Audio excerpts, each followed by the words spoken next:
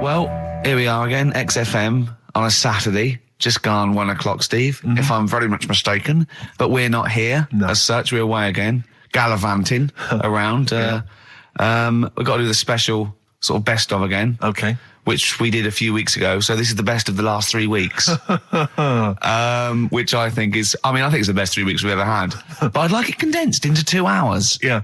Yeah, some great music as well in there. Yeah, there'll be some great music interspersed with fine chat that you've already heard. Yeah. Except this bit. This bit's new. We've actually, out of the kindness of our heart, we've come in last week. Yeah, yeah. And we've done a few clips just because we felt a bit guilty about shooting off. Yeah. Even now, having heard this link, I'm beginning to wonder if it was worth our time. Yeah. Well, should we play a classic link? Let's play, what, from the last 3 weeks? After this is Feeder. All right, so here's the first bit. Travis on XFM 104.9 on Ricky Gervais with me, Steve Merchant and Karl Pilkington. We're doing Educating Ricky. Right, final one. Come on, Karl. Right, what was it? It was, why don't they just get a diary or some paper or something to write on? Yeah. Yeah. Because snappy. I couldn't think of a heading for it. It's basically Go on. People who have tattoos. I've never understood it, right? That they have something put on their arm. Right, sorry. Have we started the educate? Is this part of it? Are you educating me? This is something that will be useful in my life that I didn't know about. Yeah. Go on then. No, it's just that they've got a machine out, right, that does tattoos. You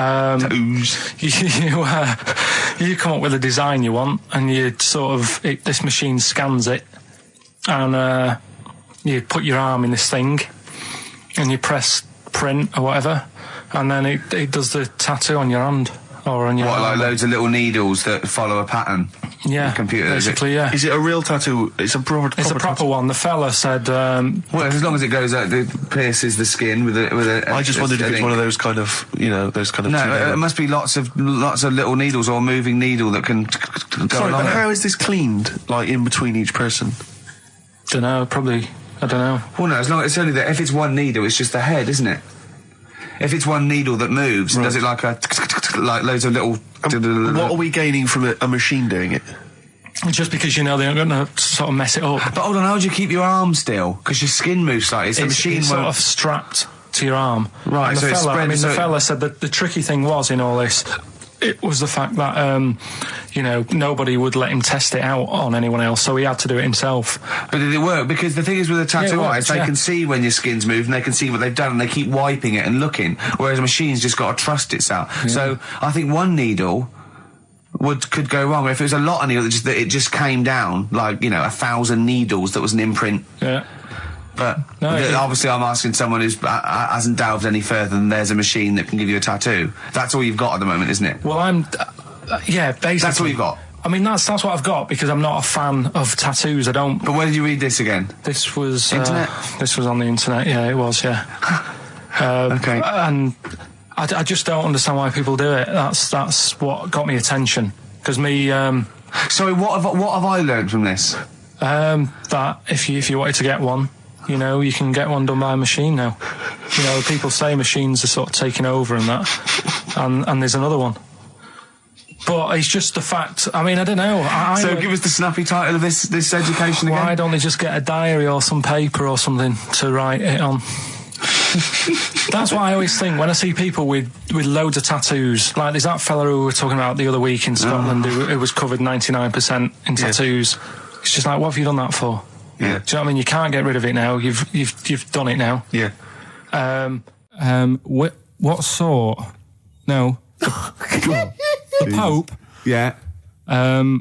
What semi? Sorry, Mrs. Robinson, we're gonna have to let you go. Yeah. Go on. You are the weakest link, Karl. Goodbye. Yeah, go on. The Pope. Yeah, the Pope. Yeah, we've got the Pope. Yeah, that's not strictly a question. He wears a... he wears a dustman's hat. He wears blimey trousers. Yeah. Does he live in a council flat? Yeah, he lives in a council flat. He wears a semi-precious stone. What's the stone? The Pope wears a semi-precious stone. What is the stone? You mean, what is it called? Yeah. What is it called? What, is it got like a kind of papal name? I think it's like, is it a 18-carat one? So we got to try and get the carrot yeah. of the Pope's big diamond. He calls it Dennis the Stone. Do they want the type of gem it is, like Or is there diamond, some kind of jade, papal name for ruby, it? or do they want it like the Rosetta Stone, or I don't know. I can't play a record. Play 2 record. Let's not. Where's your head at? Basement Jacks. Right, okay, let's get this right. Have we knocked this on the head then? Is this not happening? Oh, here he is. Look. Here he is. Come in. How have you... Oh, God. I don't believe that. Oh, that's pathetic. I do not believe that.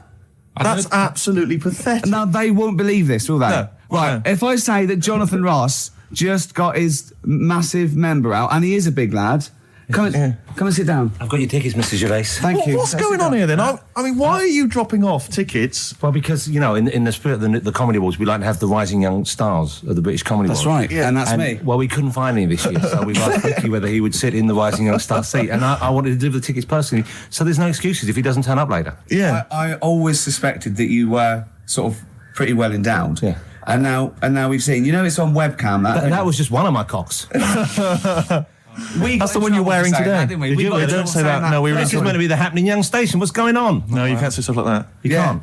Just careful what you say. Look after Julian Clary. I- 10 what- years can of I- wilderness, and he comes back in the person line. 10 years And of the that can wilderness. happen to you. That's Jesus you're thinking of, isn't it? Just because you're on everything at the moment. I walked in here and I came in here and I thought this is the young happening place, and what do I see in here? 3 old men sitting. What are you talking about? I'm only 28, 27. You all Yeah, look, you're Tracy. wrecked. You all look wrecked. You're Well, that's because we're always partying. I was looking for some youngsters. Where's the youngsters? I wanted to see some tight leather pants. I wanted to see some Look how- foxy chicks hanging on you every word. What is it? It's a bunch of old blokes and a bloke out there washing up in a sink. But look at him. He even dresses for radio. Look This at is him. ludicrous. It's amazing. Looks like you're I love the fact you were on the phone to Gervais last night, weren't you? Asking his advice on clothes. Look at him. He's going for the man down the DSS. I like that look. That's a nice look. Have you got a single pair of trousers that aren't elasticated at the waist? They're maternity jeans. I know they've got a whole panel that pushes The forward. thing is, what I do at the end of the week, I can pop these in the pan and I can make a nice soup with all the food that's encrusted in At them. his years as a homeless coming to the fore there. Look at you, But one why- step away from Lawrence Llewellyn Bowen. I'd like to be that bit closer. But why are you dropping off tickets? Are you a little bit... Because I thought you were married and stuff. Why do you suddenly got this obsession with Gervais? Because I'm a bit rough, ain't I? yeah, it's like when you see Dale Winton out with those rough boys. I'd like to get one of my own. When a top celebrity in a lovely looking suit walks down the corridor with his penis out, Yes. Yeah. I know that I'm still an You attractive know man. you've arrived. I was inaugurated the same way. For me, it was Des O'Connor. It's like it's the passing on of the baton, if I may use that euphemism. and you've been battened. But it's fantastic. Well, it's it gonna is a pleasure. I don't think I'm complacent just because I'm mixed with you. I still wake up and think, I don't believe it. I'm mates with Jono. Can I just point out? Jono. I was listening to the show last week, and I heard you, as always, revealing a little too much about yourself, if you don't mind me saying so. Yeah. Steve tried. Not as much as you. No, but that was just for the benefit of the room. Yeah. And talking about when you used to occasionally urinate in the sink. Yeah. I was possible. When you were around my house last time, and I came in the kitchen, and you looked a bit shifty. No, please reassure me. It was more ownership. That Yeah. I was like, I went to my territory, and then other people that come in that go, has Gervais been round here? It's like just marking my territory. Because my coffee the next morning had a hazelnut tang to it that I don't remember putting in. Can I just say something? Because I mean, I used to, mention to you, Gervais, when we first started getting involved in the business. Yeah. I used to say, if there was one celebrity I'd like to be friends with, it's Jonathan Ross. Yeah. Lo and behold, Ricky's befriended Jonathan Ross. I'm nowhere to be seen. But Not Ricky invited told me- round. Ricky told me that I could be his friend, providing I never extended the arm of friendship. Right. to you. Yeah, if you ever... I thought as much. He tries to keep everyone else down he works with, from the office, all the other shows. He Yeah. tries to keep them down. He I said, didn't even want I'm you to number come one. in. I wanted Yeah. to meet you on the steps. Yeah. I didn't even want to tell him you were around. But you called. He went, who's that? And he saw your name come up and he went, well, can I meet him? Well, you're all coming tonight, aren't you? This isn't Radio 2, by the way. These links are way too long. This is snappy radio. We have to play out... Yeah. You might The be kids have lost interest. But Put some more- the kids want to hear Coldplay, Catatonia, You know what I'd like? Faithless. How about some more of that instantly forgettable hip hop you play each week? One of those obscure hip hop hooray. That's the worst feature on British radio. You should be ashamed of yourself. Wait a minute, I've heard your As I was quiz on saying to Radio Bruce 2. Forsyth You're the having a other day, I laugh. said the hip hop's had its day. You should be that one. Put it away. Put it away. I'm Carl. Carl, how you doing? I'm all right. Got a question for you. Quiet man. Got a question. Yeah. The Pope. Yeah. What semi-precious stone does the Pope wear? That is easy. Go on. Topaz. Is that the right answer? I don't know. I might have wrote it down.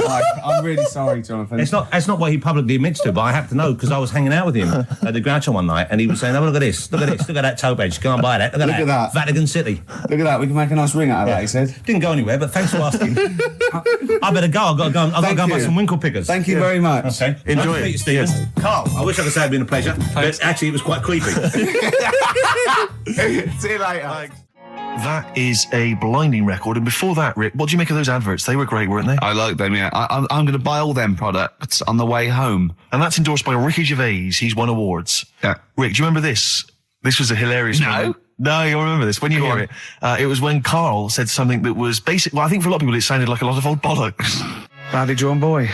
All possibilities on XFM 104.9. I'm Ricky Gervais, with me, Steve Merchant and Karl Pilkington, and a few new characters. Steve. I can't believe As I said, I know you love Moyles and his sort of wacky stuff, and Chris Moore, Edmonds, one of the greats, and Edmonds, and just all the. Well, I'm going to go along the same sort of vein. I've got a couple of. Can I do a little? Can I show you one? I'm excited. Okay. Well, it always starts with a sort of doorbell. Okay. So it goes ding dong. I go, oh no, hold on, Steve, hold on, Karl. Who's that at the door? Yeah. Hello. Oh, hello. Oh, look, it's Camp David, the right queer gay. Oh, hello. You look all gay today. Is that because it's nice weather? Oh, no, that's not what it means. Oh, have you got a girlfriend, Camp David, the right queer gay? No, but I've got a boyfriend. Yeah. Oh, bye. Right.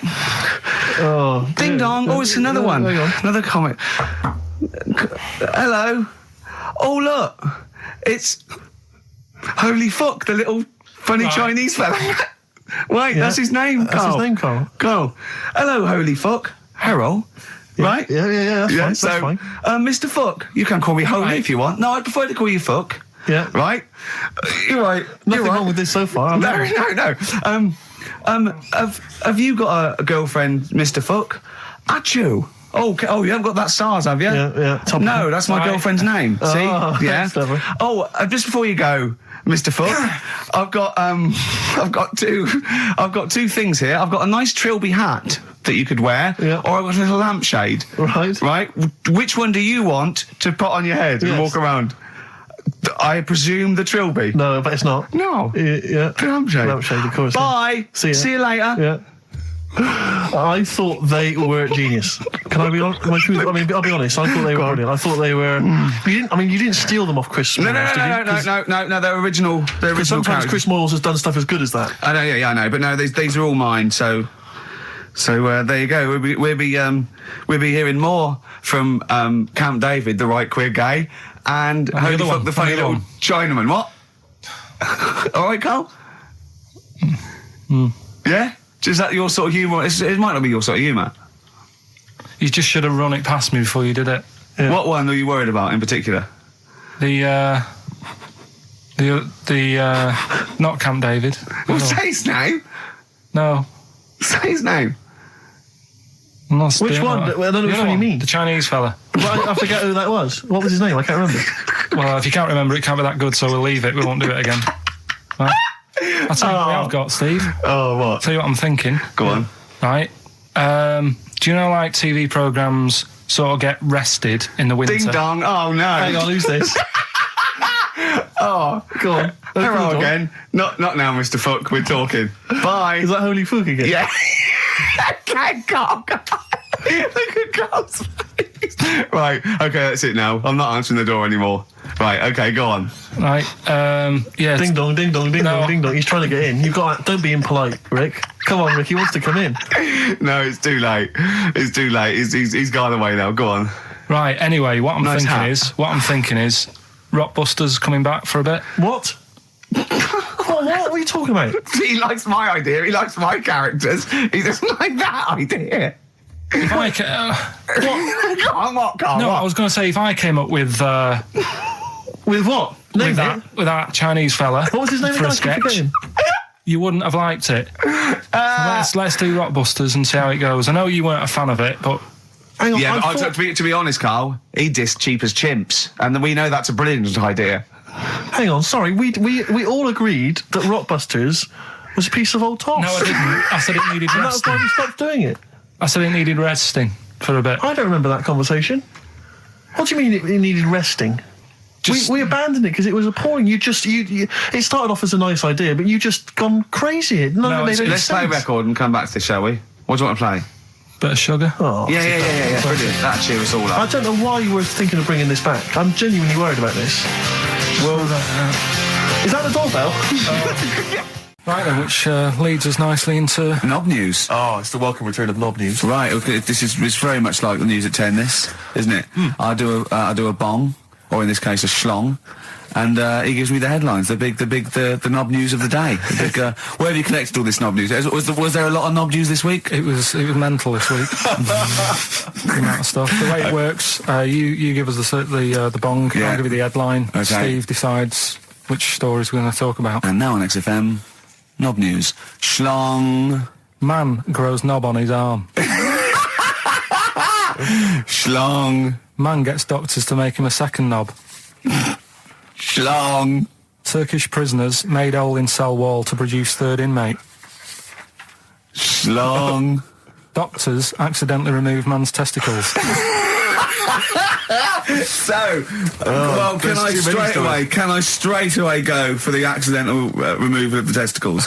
Well, it's happened before, hasn't it? We've talked about that before. Well, how did what did he go in for a tonsillitis? What are they called? Tonsillectomy. And he went in the wrong way. What are you talking about? How can they accidentally remove his testicles? It says he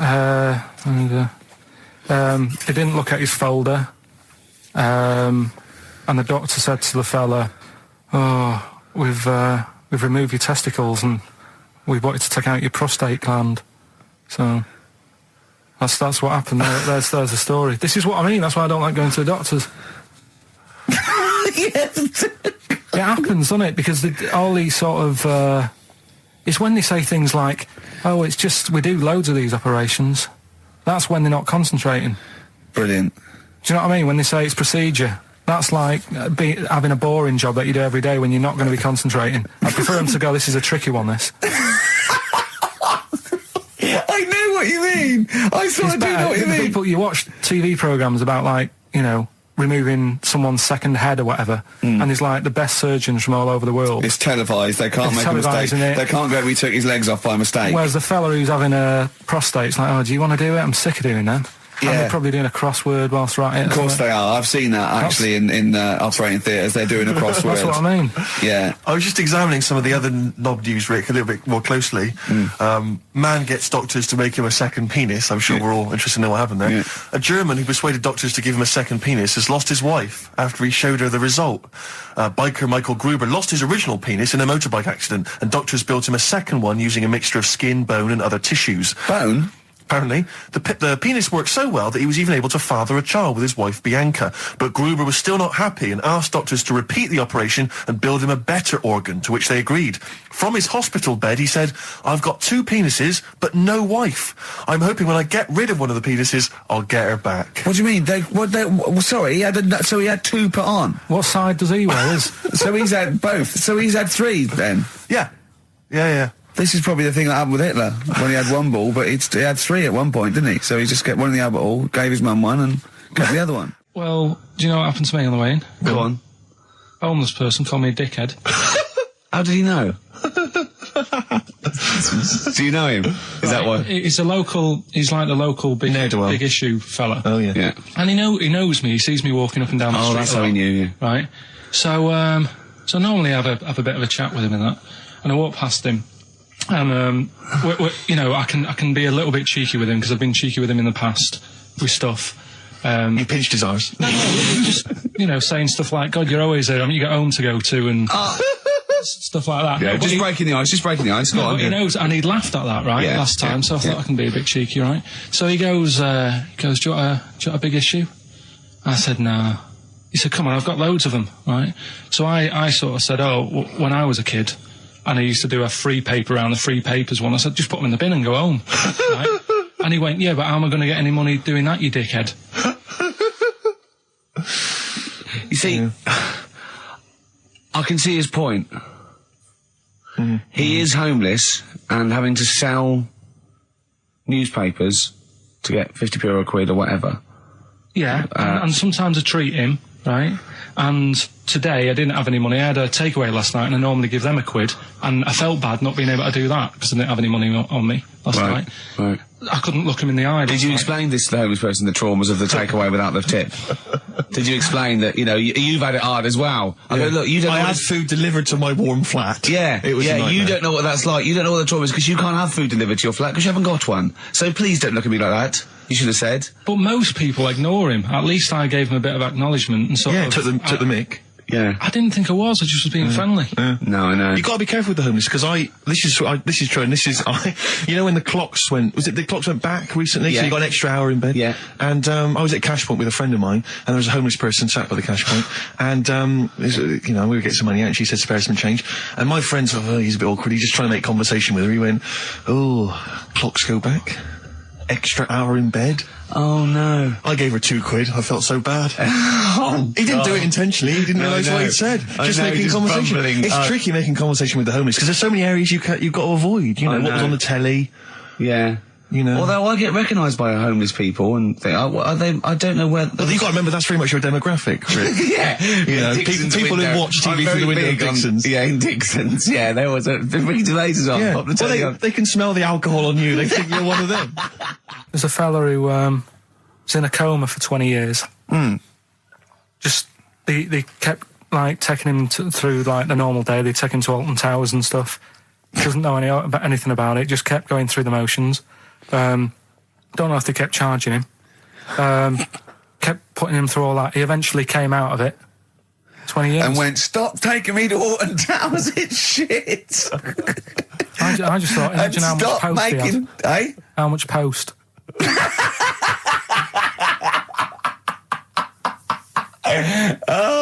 Did you read about that guy in the paper, Carl? He, on the internet. He in about, I think it was about 1984, 85, he had a terrible car accident. But this must be it. He went into a coma. This must be what he's talking about. Well, they didn't take him to Alton Towers. Of course they didn't. But you've got to try and decipher the truth from the conjecture, from the thing that don't forget, Karl realises that he's had a dream. He talks to Suzanne and goes, that was good, wasn't it, last night we were in the plane? She goes, no, that's a dream. He goes, oh yeah, where's my cornflakes? You got to, I can now decipher what he's actually seen, what he's read. Well, go on, what did you... Well, I'm assuming it's the same guy. It is the same guy. It was a guy in some small American town, and he'd had a car crash, and he'd gone into a coma, and his wife had left him. She'd gone on with her life, because he'd been in a coma since then, and he had just woken up recently. Marriage wasn't working. Marriage wasn't working. He just wasn't paying enough attention. She was pregnant at the time, and so now his daughter is basically the same age as he was when he went into the coma. And he's just started coming around. He's just started making jokes. They said, how do you feel? He said, horny, which I thought was quite witty for a man who'd been in a coma for however many years. But anyway, so he's slowly trying to rebuild what life he can. That's what do you make of that, though? Because the thing is that he's missed. Imagine what he's missed, Carl. Imagine the music that he's missed. The Live TV Aid. programs, Missed Live Aid. Live Aid. He missed Phil Collins playing in 2 continents in one day. Frankly, I'd be devastated if I discovered that. Missed Bros. Yeah. Yeah, so he doesn't. So he put on ripped jeans and they go passe. They just have to send him a series of those I Love 1986 programs with Kate Thornton filling him in on what he's missed. Peter Kay reminding him of space operas. Yeah, he remembers those. Talking rubbish. Yeah. So extraordinary, though, isn't it, Carl, to think? No, obviously. So had he aged much? Because he hadn't had any problems or anything. No worries. Well, he probably wouldn't have, physiologically, he probably wouldn't have the wear and tear of a 43-year-old man. Because he wouldn't have had sun, he wouldn't have had sort of nicotine, beer. Unless they were just feeding that to him. Anyway, still. Yeah. So you'd feel groggy, though, wouldn't you? Yeah, you might feel a bit groggy, yeah. Well, he's not fully back to normal. I mean, there's some kind of residual brain damage. Yeah. But nevertheless, he can form sentences. He's got no real memory, so he can't remember a lot of things. It was just when I saw Carl, have you been in an accident? XFM 104.9, we're not here. This next clip is one of my favourite clips. Look, it needs no introduction. Here it is. Yeah, Rick, I don't know, I just wanted to bring your attention to this. Someone passed this on to me. It's from the Guardian's media website. There has a sort of website that's dedicated to kind of media information. Is this about our complaint? Well, the headline is Comedian Rapped Over Radio Innuendo. Right. Jessica Hodgson has written the article. Are you familiar with this? Have you seen Well, this? be careful now, because we actually got a complaint, and people don't know this, we got a complaint upheld, and Well, all of this we're very sorry. We didn't mean to offend, and it was a while ago, so we are going to be very careful. Carl's getting very nervous. We're just going to read out. We're not going to editorialise, Carl. We're just going to read out what the Guardian printed about us. All right? Okay. Comedian Ricky Gervais has had a dressing down from a broadcasting watchdog for his repeated use of the word cock in a lunchtime radio show. That's all right. That's what it says. Fine, Carl. that's what He's not going to say it again. He's not. Yeah. Go on. Imagine this is the news and I'm reading it. Yeah. The Broadcasting Standards Commission upheld a complaint against the comedian for coarse sexual innuendo in the programme on London station XFM. The Commission acknowledged that the presenter's remarks were intended to be humorous, but took the view that the amount and detail of the coarse sexual innuendo had exceeded acceptable boundaries for broadcast, said the BSC in a statement. The complaint objected to a section in the Comics Saturday afternoon show when he discussed the different meanings of the word cock. Gervais wondered aloud whether the word was acceptable when discussing birds, but not the male sexual organ. A BSC spokesman said the comedian went on and on about it for nearly 5 minutes. XFM, a self-styled alternative radio station, said in its defence that its remit was to provide cutting-edge programmes for a youth audience. The station said the programme's brief was to include elements of alternative comedy within certain shows that would not fit within a more mainstream radio station format. In this particular show, it was not the presenter's intention to shock when they took a humorous look at how the English language could be construed in different ways within different contexts. Gervais, whose big break was on Channel 4's 11 o'clock show, has shot to household status through the portrayal of David Brent, the middle manager from hell in BBC Two's cult show The Office. Just in case you didn't know who I was talking about. Yeah, he's a household name, but they just thought you might not have clarify. heard of him, but he is a household name. Now, that's good. That's good reporting, and they're quite right about it. And just to remind people, it was when Steve said the only bird that hasn't got a penis is the swan, and I went on about the male bird being called the cock, but I couldn't use that to mean, and it was childish. Yeah. But what annoys me is, I'm sure I've heard things on like Radio 1 like that. Oh, what's what's her name in the morning? Sarah Cox. Yeah, and as there's a DJ like Karl Cox. Yeah, so you got Karl. What's the matter? I'm just saying. You're just saying there's a pair of DJs on. Yeah, but we've done this. And what are you talking about? We're just talking about names. They're just saying the names. Now, I love cocks in the morning. You're a big fan of cocks. And at night. What's the matter with you? Come on, Karl. All right, we've taken it. Have you actually been rapped over this? No, I don't know what. Have you had means. A dressing down? No. When did that happen? I don't know. I was meant to tell you, and I never got round to it. Okay, thanks then. So don't do it again. We went. It was a great day, wasn't it? Brilliant round of golf. Absolutely brilliant. Such a beautiful place in Stoke Poges. It's like a really posh place. And are you a good golf player? Well, we'll get to that. Oh, okay. Wow, he bought the shoes especially for it. Oh, I'd love to have seen him in those little shoes. I know, and they were no good because they were metal spikes. We had to change them. He was annoyed straight away. He spent over £22 on these golf shoes. We hired a buggy that was brilliant fun. I was bombing along, wasn't I? I don't drive, but it was great on that buggy. Well, you've been on a buggy with me and you were a bit scared. Yeah. What I nearly killed us once. I was just taking banks and things, but you don't see sort of bunkers, and he'd scream and go, "Stop!" And he'd put his foot down the brake, and then I reversed. At one point, he sort of did a handbrake turn next to the lake, and then we had to reverse, right? And you just flick a switch and put your foot down. He did that without looking. I look behind, there's a big oak tree there. He screams, "Watch the tree!" Right? So Dukes of Hazzard. I kept jumping in and leaving him behind because I had to go to my ball. Because anyway, the first shot, I got on my driver. I honestly did one of the best shots I've ever done. It went straight down. It was great. I thought, phew, got away with that because it's always the first one because it's a clubhouse and you want to look good. Yeah. So. He tees up, and I've been saying, buy some balls. He just got 6 balls. I was going, what if you lose me? I won't lose 6 balls, right? He tees up, right? Whacks it. It goes miles, like right angles, straight into these the woods, right? He turns around, he goes, go and buy some more balls. So I'm laughing because it's like impolite to laugh, but he broke the ice for me, and I was falling around. And then his second shot, I go, you're off a 3 now. If you take another shot, he went, oh, right. So it's his third shot. He puts the ball down. He hits the ground before it and misses the ball altogether. And I was on my back, wasn't I? Unbelievable. Actually rolling about on his back.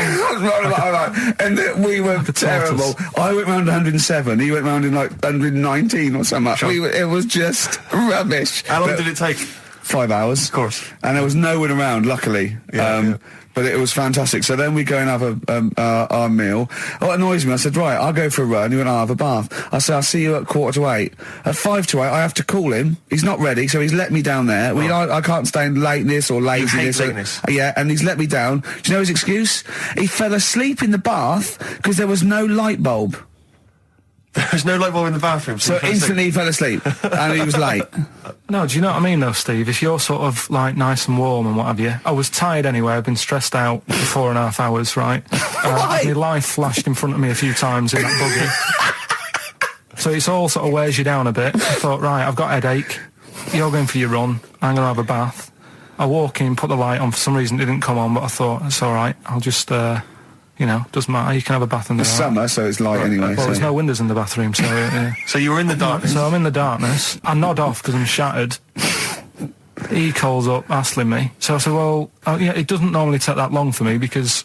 I haven't got, like, long hair. I've got a dryer and so I can sort of one wipe. Yeah. He's already 10 minutes late, though, when I called. Well, 10 minutes. 10 wow, minutes. late. This is late, this. Next. Doesn't matter. Dinner wasn't until 7:15, so we had, like, another 20 minutes anyway. So it doesn't really matter. Yeah, but we said 7:45. So he's calling up, hurry up. So I said, yeah, all right. So I get out and dry and like my tackle and what have you. Calls back again 30 seconds later. No, I don't, I don't like that. You're not going to do that, no. Give it a wipe. 30 seconds later, come on. So I end up going downstairs to the meal area, naked, with a wet shirt on and wet socks. I've got headache as it is. Meant to be a relaxing weekend. But anyway, so we have our meal, which is really nice. And then we're sitting in the bar. I'm having a cigar by the fire. Yeah. Like, we're having a rather nice Pinot Grigio. Yeah. He's there going, I've got headache. Is this 1955 that you live in? I know. Yeah. It's so right. And we are knackered because he's not used to work. I've seen him moaning, falling asleep. He's not used to it at all. And you've been on your feet for over half an hour. Yeah, right. So we didn't even walk around the golf course. We had a buggy. Yeah. It wasn't even exercise. Like Cole, she's a girl and I'm a man. Good, that, innit? On XFM, 104.9, Ricky Gervais, Steve Merchant, Karl Pilkington. As ever, Rick, there's always someone who steps in to defend Karl. Okay, what is the defence? Here's an email from Scott Coomer. He says, Karl is actually right. I've got an A-level in statistics and probability. It doesn't matter how long they have and how many monkeys you have. You cannot guarantee they would type the complete works of Shakespeare. Infinity makes it probably they would get it right, but not definite. Yeah. Well, yeah. Yeah. That's what I was saying. No, you weren't saying, Karl. You don't understand it. Infinity sort of sorts it out. But if they do anything, they'll nearly do everything, won't they? No, I mean, they'll give it a good shot. No, that's not the point. But the I'd point be is surprised if they did one page right. Right, listen. It's not to do with consciousness. It's not to do with them aiming.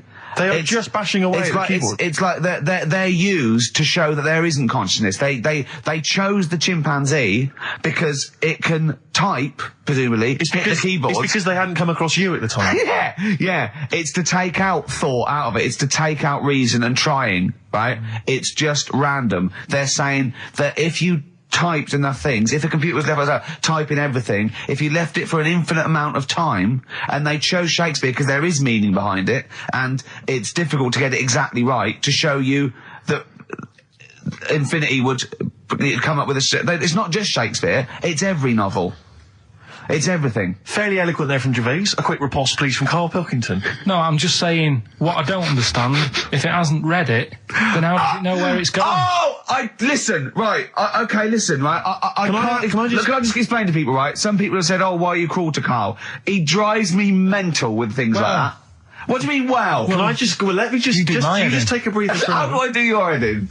He keeps coming in the week. You know that I work here properly, in the week, don't I? Yeah, I've got a proper job, Yeah. Should be 9 to 5, but I normally get in at about 8 o'clock and work. A lot of people getting 8 o'clock. Working hard, trying to do my job. 3 times this week, I've been rushing around. I walked past my little studio. He's sat in there, all right? Now, because I've got this sort of job, I can get away with it. I said to him, if I was a doctor... would he keep coming to me practice? If you were a doctor, there'd be severe problems with the NHS. Imagine that. The standards would have lowered so much if you can arrive at the hospital, you're a doctor. Pop in, I'll go to lunch, don't we? We have a little lunch break, don't we? I go, come on, let's go now. He goes, I'm busy. I go, come on, let's go now. He's going, no, you're doing me head in. Well, when I was talking about the monkey conundrum with Karl, he said to me, right, if I had a day off work, and I was, say, watching the TV, and with one hand I was typing a typewriter, would I type Shakespeare? I mean... Yeah, but you see, there's certain things. We were talking a little bit about this stuff the other week, weren't we, when we said, you were going on about Einstein, and I said he's not that good. E equals MC squared, it sounds good, but I've never used it and that. Right? I've never used it! You haven't used 2 and 2 equals 4, Karl! The fella with an apple fell on his head. It could have been anyone sat under that tree. Do you know what I mean? It's just annoying. Lucky. And it just happened to be a genius. Newton gets all the credit for his laws of the universe. Well, other people were working whilst he was having a lunch break under the tree. So in a way, it's like he didn't deserve to have that success story. Again, forget the apple and the tree and whether he was sitting down having a lunch break. It's totally irrelevant. Yeah, but what I'm saying is there's certain things that will just happen.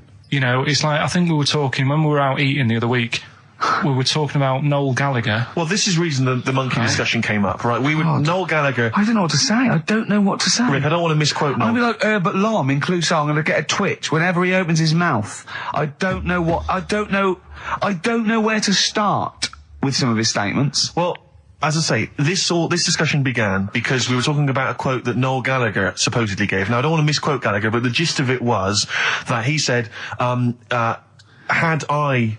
written Wonderwall or whatever, instead of the Beatles writing Strawberry Fields or whatever, I'd be the one that was considered the great songwriter and it wouldn't be the Beatles. It's just the fact that they came first that meant that they get all the credit as being the greatest band. I don't know where to start with that statement either. I mean, that's Gallagher's thing and he's, well, whatever. We know what we think of that. What was your point, Karl? You agreed with him, didn't you? Yeah, I reckon, right? Do you know we've talked about putting a baby in a room before and it'll know what colour it is and stuff? If you got a room that's painted red... Right, but forget that, because that's going to confuse Hear him out. Listen to me. Say if they did some new TV show, right? Like, what's that film with Jim Carrey in where The Truman Show. The Truman Show, right? So they make up a little room, and some woman has some kids, and you say, right, let's put the kids in this room, and they don't know what's going on outside. They don't know anything about, like, EastEnders and that. It's like their little world, right? They don't know anything that's gone on. How could a child survive without EastEnders? Right, listen. So, you sat in the room, right? And then, when they're all asleep... Right, wait for this bit. Someone Have you heard this bit? Wait for this bit. They're all in a room. Yeah. They're asleep. Yeah. Someone pops in, puts a guitar next to the bed. Right? Nips off out again. They wake up in the morning... And one of them goes, what's this? They don't even know it's a guitar because they've never seen one, right? They're talking English, though. Yeah. We just left guitar out of the vocabulary. Right, so... There's plenty more to come. So, one of them will pick it up, and they'll go, I don't know what it is, and they'll start strumming, they'll go, that sounds good, doesn't it? Give them a few weeks, they could come up with Hey Jude. Whereas, typing Shakespeare... A monkey that can't even spell. I see that. Can't answer it. I might come with you, Rick, if that's all right. We've got to sort out that Christmas special as well. Yeah, no, sure. All right, I'll see that. I'm shooting off then as well. Darkness growing on me. Love that, love the darkness. This is the Best Of Show on XFM 104.9. I'm Ricky Gervais, with me Stephen Merchant. Yes. I hope you're enjoying the Best Of. Depeche Mode there, and I Feel Loved.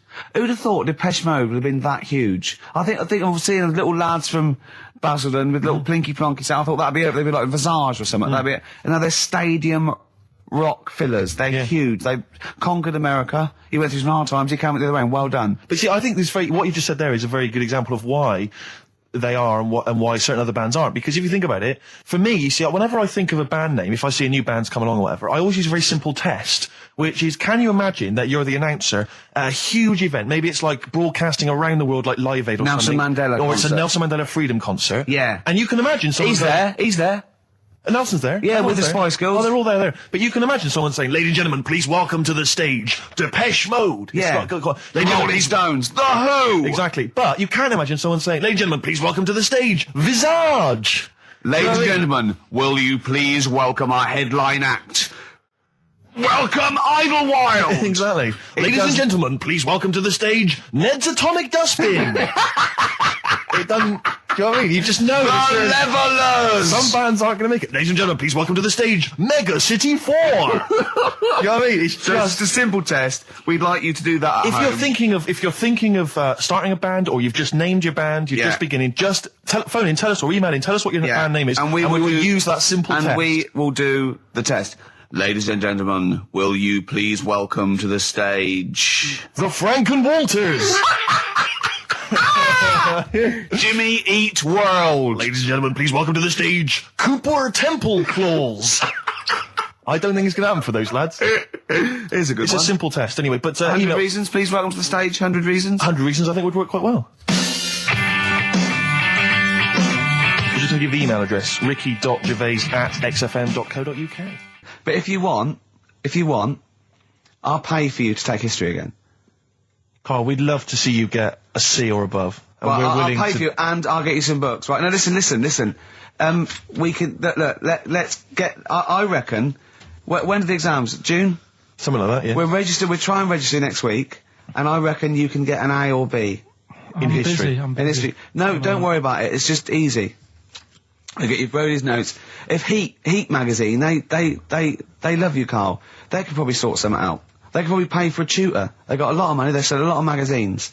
I mean, it is always, almost always, and you found that out, I discovered this, it's always the Tudors and Stuarts.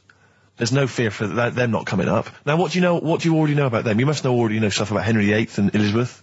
No, because it's too long ago to even get interested in. Do you know what I mean? You can't. Is that why you relate didn't- to it. Okay. The Anderson thing, it was like, God, I bet my mum and dad were in an Anderson shelter. This is interesting. What, when they- Oh, my granddad would have, had something to do with this. But the Tudors, it's like, I don't know even if they had a family back then. Play a record, if we come back Hang to on, this. hang Sorry, on. Steve, Because I need to introduce my the new feature. Yeah, for the I record. don't know if I had a family back then. Carl, listen, let me just Carl. ask you now, right? If you can finish this sentence, we've got a chance. Divorced, beheaded, died. Divorced, beheaded. Died. What is it? We just need to do a little bit of work, but otherwise I think you're going to be fine. It's how you remember what happened to Henry VIII's wives. They're little... Divorced, beheaded, died. Divorced, beheaded. It's like spam. Support...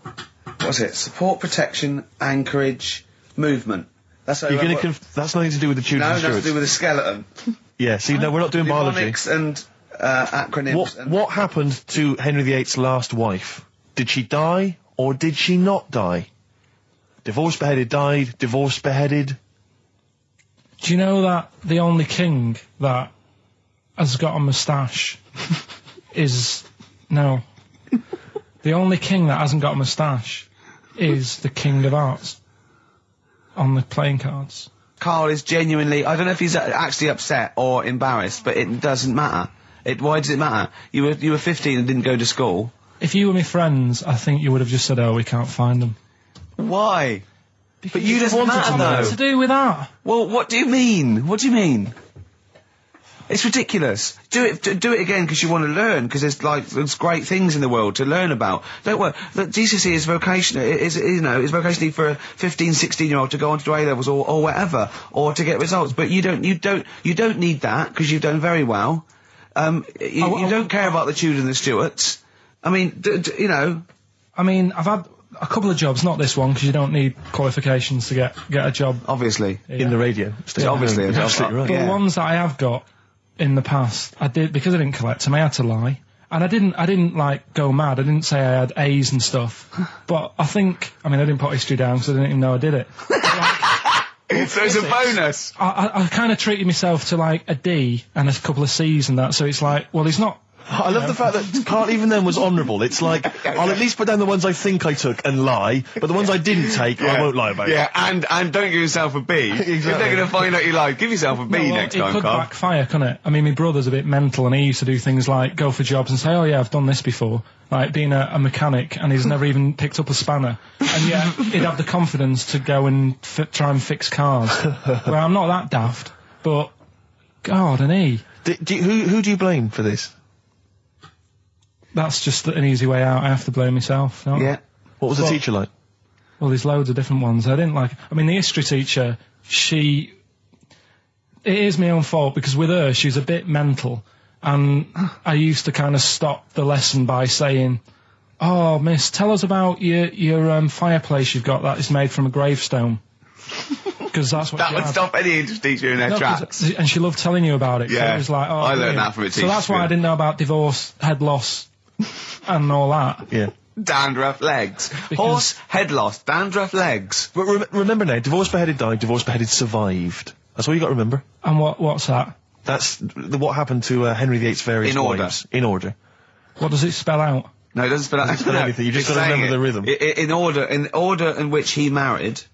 Yeah, but it helps. It's like when my mum taught me the alphabet. She taught me as like a song. A, B, C, D, E, F, G. Yeah, constant. No, not like that. Huh. That's how everyone else could do it, and I couldn't do it that way. Right. What tune did she do it to? It was A, B, C, D, E, F, G, H, I, J, K, L, M, N, O, P, Q, R, S, T, U, V, W, X, Y, Z. I feel like, feels like Christmas Day. What, you didn't get the gift you wanted? Yeah, do you know that, like, anticlimax? Yeah. When, you've been looking forward to it for so long. Yeah, you know. Well, I mean, I knew you were looking forward to it. That's why it took you 14 years to get the result, and then it was 2 other people that got them for you. Do you wish that we hadn't done it? No. It's alright. It's alright, isn't it? What's your girlfriend going to say? I don't think I'll see her again. She likes a man who knows about the Tudors and Stuarts, does she? Yeah, first Gladiator, then the... Yeah, you've been bluffing. Whenever she said, "Where did you go to Studios?" You go, "Good."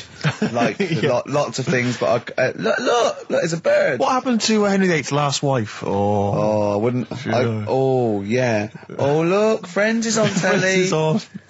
No, I just changed the subject by saying things like, you know, about the only king in a pack of cards.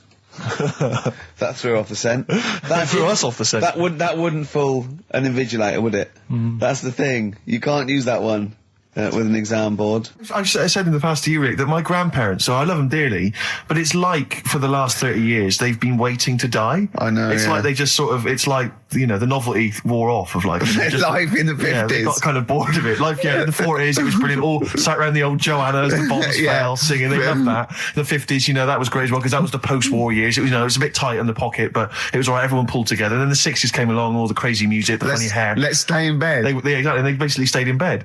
And it was one Christmas when my grandmother said to my dad, "What do you like for Christmas? What do you fancy for Christmas?" And this must have been, I don't know, 20 years ago. She said, what do you fancy for Christmas, Ron? And he went, "Well, you know, I could do with a nice big kind of warm winter overcoat." She said, "Don't worry about that. Don't worry about that, because your father will be dead soon. It's what you can have his." Meaning my granddad. Well, to be honest with you, my father's still waiting. Which is good news. Good news for my grandfather. Less good news for my dad. He's freezing. He's freezing. How is he today? He's fine. Oh, okay. Oh, I'm freezing. It is such a weird mindset, that. I think it's that, to me, is what sums up people from that older generation, the 40s and 50s. And it seems to me that you've got that kind of mindset. It's like you were born in the 30s. And whenever you talk of your childhood, it's like you had like a baked potato to take to school. And a hoop and a stick is a Christmas gift. The other thing is, I think that that sort of generation, it seems that the man is dependent on the woman. There's a total dependence. Oh, absolutely, If she dies, he's done. Yes. He's done for. He'd just pine away. If he dies, she's got 30 years of pottering. Absolutely, yeah. Do you know what I mean? Yeah, and going to, like, you know, the youth club and the church. I know what you mean, yeah. It's sort of like that. It's sad. Of course, it's sad for them, but it's sort of not the end of their life. No, sure. And it sort of is the other way around. I don't know why that is. Yeah. It's terrible. That's a little melancholy thought for I know, Christmas I've really brought it. You brought it down. You've brought it down. I've brought it. This isn't a nice show at all. This is terrible. Well, we're going to have people just killing themselves. What? Because my Auntie Nora, she same thing. Pumped her with loads of drugs. She used to have a cabinet next to the bed is like boots. She's got loads of stuff, right? For all sorts of stuff. And, I mean, she's not that old, but she's on loads of stuff, right? She's a bit coked up, is she? She called up my mum once. And, yeah, you told us this. Go on, tell it again. And she said, "Oh, how are you doing?" And that. She's all right. Bit worried though. My mum said, "Why? What's up?" She said, "I've been breaking wind." So she goes, "Well, you know." She says, "No, but this one is going on and on and on." And she was like, she was like, what do you say? What's like passing wind, farting for 5 minutes. one thing, not like, you know, trumping and then nothing. Yeah. Continuous. Continuous drone of a fart. Yeah. I don't think she had... How big was she? She must have been the size of a barn. No, she's not that big. She's, she's good for her age. No, Quite but I slim mean... in that, quite slim. No, It's but just- flying for 5 minutes. Where's all the gas? Was she circular breathing? Was she sucking it in with her mouth? It was just, I don't know that much about it. But she called up my mum. About 2.5 minutes in. Could you hear it in the background? 2.5 minutes in! 2.5 minutes in, she called my mum up, and it went on for a further 2.5 minutes. Oh. And she just stayed on the phone, did she? Where was... Going, well, can you hear that? Well, Yeah. Did she hold the phone next to her arse? Listen to that. She was off the I'm ground. trying to work a tune down. She was actually hovering. She was 4 Yeah. foot off the ground Yeah. when they found her, the ambulance Yeah, men. the cat's dead. Don't light a match! Don't light that cigarette!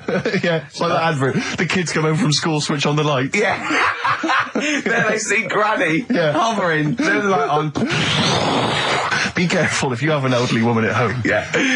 Drugs make you fart. so that's what I'm saying, just let these people... What are you saying? No, wait a minute, what are you saying? I'm saying let people enjoy the life they've got left. No, you're not. You're saying don't put them in hospital, leave them at home to die. No, I'm not. Give them a Rubik's Cube and let them die. I'll tell That's what you're something- saying. Yeah, I'll tell you something now, right? Steve, Right. I'll tell you something. I didn't want to do it because it brings the show down. But she did die.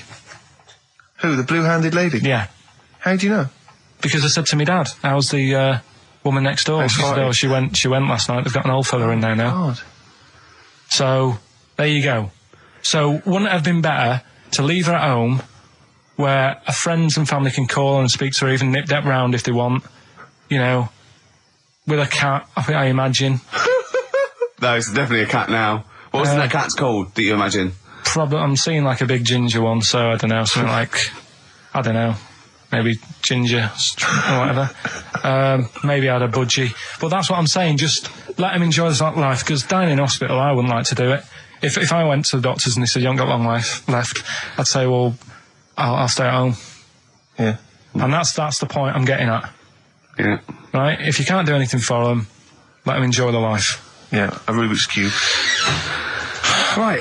Well, XFM 104.9. We're not here. Oh, it is a bit like being Dennis Norden, playing some great moments from the show. I was just imagining Dennis Norden one day, sort of just like waking up out of his stupor. He's doing this, and he'd go into the producer and go, I've just seen a couple of my programmes. I just saw It'll Be Right on the Night 18. It's shit. It is terrible. Why didn't someone tell me? Well, we didn't want to upset you because, but I've been doing it way too long. Well, you could just let me go on forever. Well, until you died, yeah. Well, why can't my son take over? Well, he's 80, Dennis. And the jokes I'm doing, they're awful. They're just, why have I got that clipboard? I've written these jokes, they're not funny. There's an audience, they're laughing. What are they laughing They're not at? laughing. They're not laughing. That's canned laughter. Who are those audience? Who goes to an audience for It'll Be Right on the Night? A lot of them are older than you. It can't be right. Do you know we have a 15% fatality in one of your audiences? But I went home at Christmas, I watched one of the episodes. Yeah. I was with my family and friends. I said, watch this, you'll love it. Stony face, no one laughed. They all thought it was shit. Well, it is. Well, why didn't you tell me earlier? We didn't want to hurt your feelings. You're an old man. You may be upward of 102. I didn't realise. Yeah. I think that my new TV is too big, Rick. I said that I know, when he I don't know bought what it. I was thinking. But I can't believe it. He talked about this buying it. He's got a bit of cash now, of course. And what is it? 42 inches? 42-inch plasma screen. What did it cost you? $3,000 or Oh, something? don't tell me. That's Wow, gross. it's 3.5 ridiculous. grand. $3,500. Big spender. Of course it's too big. Well, I can't get far enough back in my room, in my living room for it. You're meant to be, I think, 4 times the screen size away from it Really? to get out from the air. So that's 4 times 42 inches you're meant to be sitting away from it, which is impossible. Yeah. Well, I'll have to just get friendly with the neighbours. Yeah, watch it through a hat. If that's the case, though, aren't you better off just getting a portable? What? I don't understand that rule. What are you saying? Well, you're meant to be 4 times the screen size away from the TV. But then what's the point in having a big telly if you've got to keep moving further back? Get a portable. And sit right next to it. Do see your point. Why do people go to the cinema then? Did you see films that are out yet? Fair enough, he's got you there. Done. I'd tell you this, though. I had it delivered, and are you supposed to tip delivery men? Of course you are. I don't know. You see, I've never had anything delivered before. I never spent that much money. Not if it's a courier with an envelope, but if it's a bloke who's struggled up the stairs, two fat blokes with a fridge, then give him a £5 for a drink. But the problem was, I didn't realise, and I was thinking to myself, I wonder if I've got to tip him. And the guy was leaving, and my mobile phone went off in my pocket, and I reached in to get it. He put his hand out, thinking it was going to tip. I went, it's just my phone. And I felt terrible after he left. I didn't know. What was I going to do? Run down the street and offer him a £5? No, of course not. No, I'm not made of money. I just spent it on TV. Yeah, I got no money, mate. Yeah. I just spent it all on this. I had to clean out my jar, everything, the drawers. Yeah, I had to take some bottles back. The problem was, it took me forever to wire it in. I thought, I'm not going to pay for someone to wire it up, So it took me about 3 hours to wire it in, and it was huge. And I got it switched on, and the first program that was on when I got it wired in was Bargain Hunt. I'll tell you this, David Dickinson's tan almost took my eyeballs out. It was incredible. It was like X-rays. It was extraordinary, the glow. A huge plasma screen with this orange thing coming out, and he keeps turning to the camera, doesn't he? Just to get you. Yeah, he turns away. You get a bit closer. They go, "What's he doing?" He just turns around, takes the cornea off. What do you think, Bargain Hunters? Bargain Hunters. Oh dear, that's why I'd buy a plasma screen to watch Bargain Hunt. I mean, it's ludicrous. This is the problem, is because what do you watch? I mean, have you watched anything that's been worth having? The only thing I've watched really worth watching. 24. Well, 24 works great, but also films. Obviously, that's the main reason I bought it, because films just look amazing on the DVD on the plasma screen. There's that one. There's that one that a bloke, right, was going to get a phone call at 4 o'clock to find out if his business was, okay, right? And if he didn't get the phone call, he knew he was broke, destitute. So dead on 4 o'clock, the phone didn't ring, so he went up to the roof, his office, and he jumped off to commit suicide. And as he was passing his window, the phone was ringing. Oh no.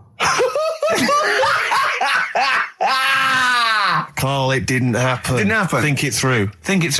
Who told that story? Who told that story? As he hit the pavement at 120 miles an hour. He's the only person who could have known that series of incidents. Also, why didn't he wait? As his life's at stake, why didn't he wait till 5 past? I'm going to give it 5 minutes just in case. In case the lines are busy. Yeah. And what sort of bloke goes, I'll call you at 4, okay, if you're busy. Well, call me anyway. No. If I don't call exactly 4, then, you commit suicide. Commit suicide? I would, because if I don't call at 4, that's the end of it. Well, call me anyway. No, that's not the way I work. Why can't he just call me and tell me the other way? Well, I'm telling you how I do it. If you're bust, I don't call. Can't he just call to verify in case something goes wrong? What if it's engaged? It won't be engaged. Just commit suicide at 4, please. It didn't happen, Carl. What exactly is there then? Is it just a kind of moon-like kind of surround with just kind of dust and rock? That's exactly what you see. I was there when the Mars thing went wrong. I would have just sent a camera crew there, filmed a bit of that, right, and say, here we are, this is it. Ignore the little coffee shop in the background, right? This is Mars, because that's where it's like just loads of dust, holes everywhere. Tidy it up. Little round-headed aliens complaining, whinging, just like Mars. Yeah. So, is there what's the best bit about the holiday? Come on, pretend you're Judith Chalmers. I have been doing. I would have done all. I would have said that. Don't bother. Right. I mean, the hotel was good. Yeah. That was all right. What was that like? It's all right. Just, clean. That's all you want, isn't it? See, that's not quite what Judith Chalmers does. She doesn't go, what's the hotel like? All right, yeah, clean, isn't it? All right. What was it like? What was it? 3-star, 4-star? Did that have a swimming pool? What was the room like? Yeah, had a swimming pool and that. Yeah. Yeah, it's good. I think it was one of the better ones on the island. Okay. Nightlife? Wasn't really. And there was a bar. There was some bands playing. Yeah. Not very good. Food got a bit boring. Yeah. It was always the same food every night, but they sort of themed it and made out as if it was different. So, like, on Mexican night, it'd be chicken with a nacho on it. Right. And Chinese night, sort of chicken with a little prawn cracker on it and stuff. Sure. But that got a bit boring.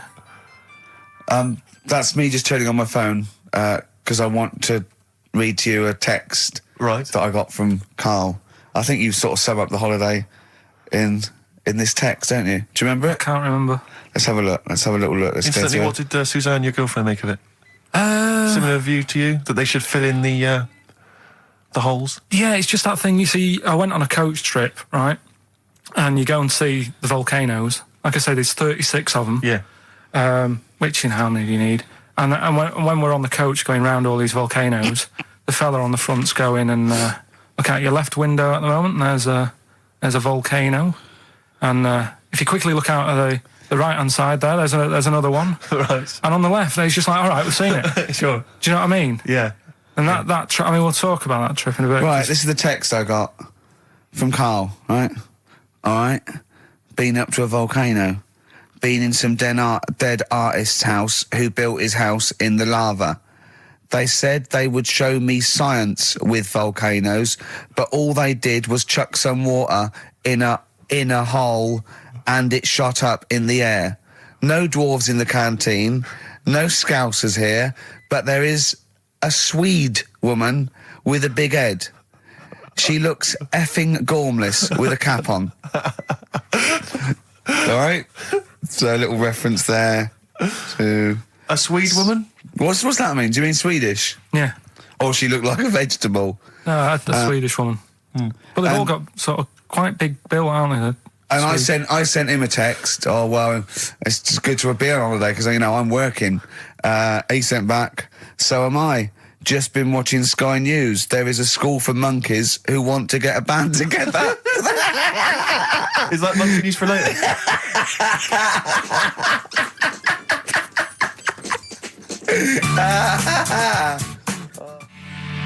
Oh My Corazon by Tim Burgess. I can't get enough of that. I love that chorus.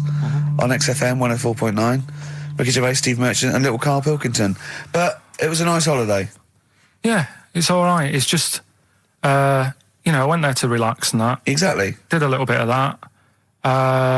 Trying to think of some new, you know, features and stuff. Sure, always working. 3 holidays a year, Jesus. Oh, well, not really 3. Oh, two. It's all holidays, really. one big sort of like work thing to me and Steve. 2 holidays, isn't it? Work hard, you need the holidays. So, yeah, the things that annoyed me was like, you get bored sat around the pool after a couple of days. I'd read my book. Yeah. You know, there wasn't much going on the... Not even any crabs to throw sand at, was there? No crabs or anything. They wouldn't bother with Lanzarote, right? So, decided to go on a little trip. That's when I saw the volcanoes and that, 36 of them. So, we go on the trip, and the thing that annoys me, it does happen every holiday that you go on. If you go on a sort of a package thing, they have these trips, right? And you pay about 40-odd quid, and they give you some wine to sort of make it feel like you're getting your money's worth. But how many of these trips have you been on then? Loads. Probably about 12. More holidays than I've had. Go on. So anyway, so you're on the coach, right? And they take you for the volcanoes. They took us in the middle of nowhere. Yeah. Right. There's nothing else round there. Sure. It's like I say, it's like Mars, but with holes in the ground. Yeah. Right. And they sort of drop you off, and they go, right, everybody, see you back here in an hour. There's loads of volcanoes for you to look at, and a coffee shop over there. And you know for a fact, right, you don't need an hour there. You could just say, well, just keep the engine running because I'll have a look in this hole, we'll get back on, give us 5 minutes. Don't need an hour. Absolutely. But you know that they've got something going. It's a backhander, definitely. What, with the coffee shop? Definitely, yeah. They go there. And they get everyone to have an ice cream and a coffee, and they sit down, have a fag, talking to the bloke. Yeah, and it's like, cousin. Yeah. How much was the coffee? Was it probably about €3 euros? So I think it was $3.50. Sure.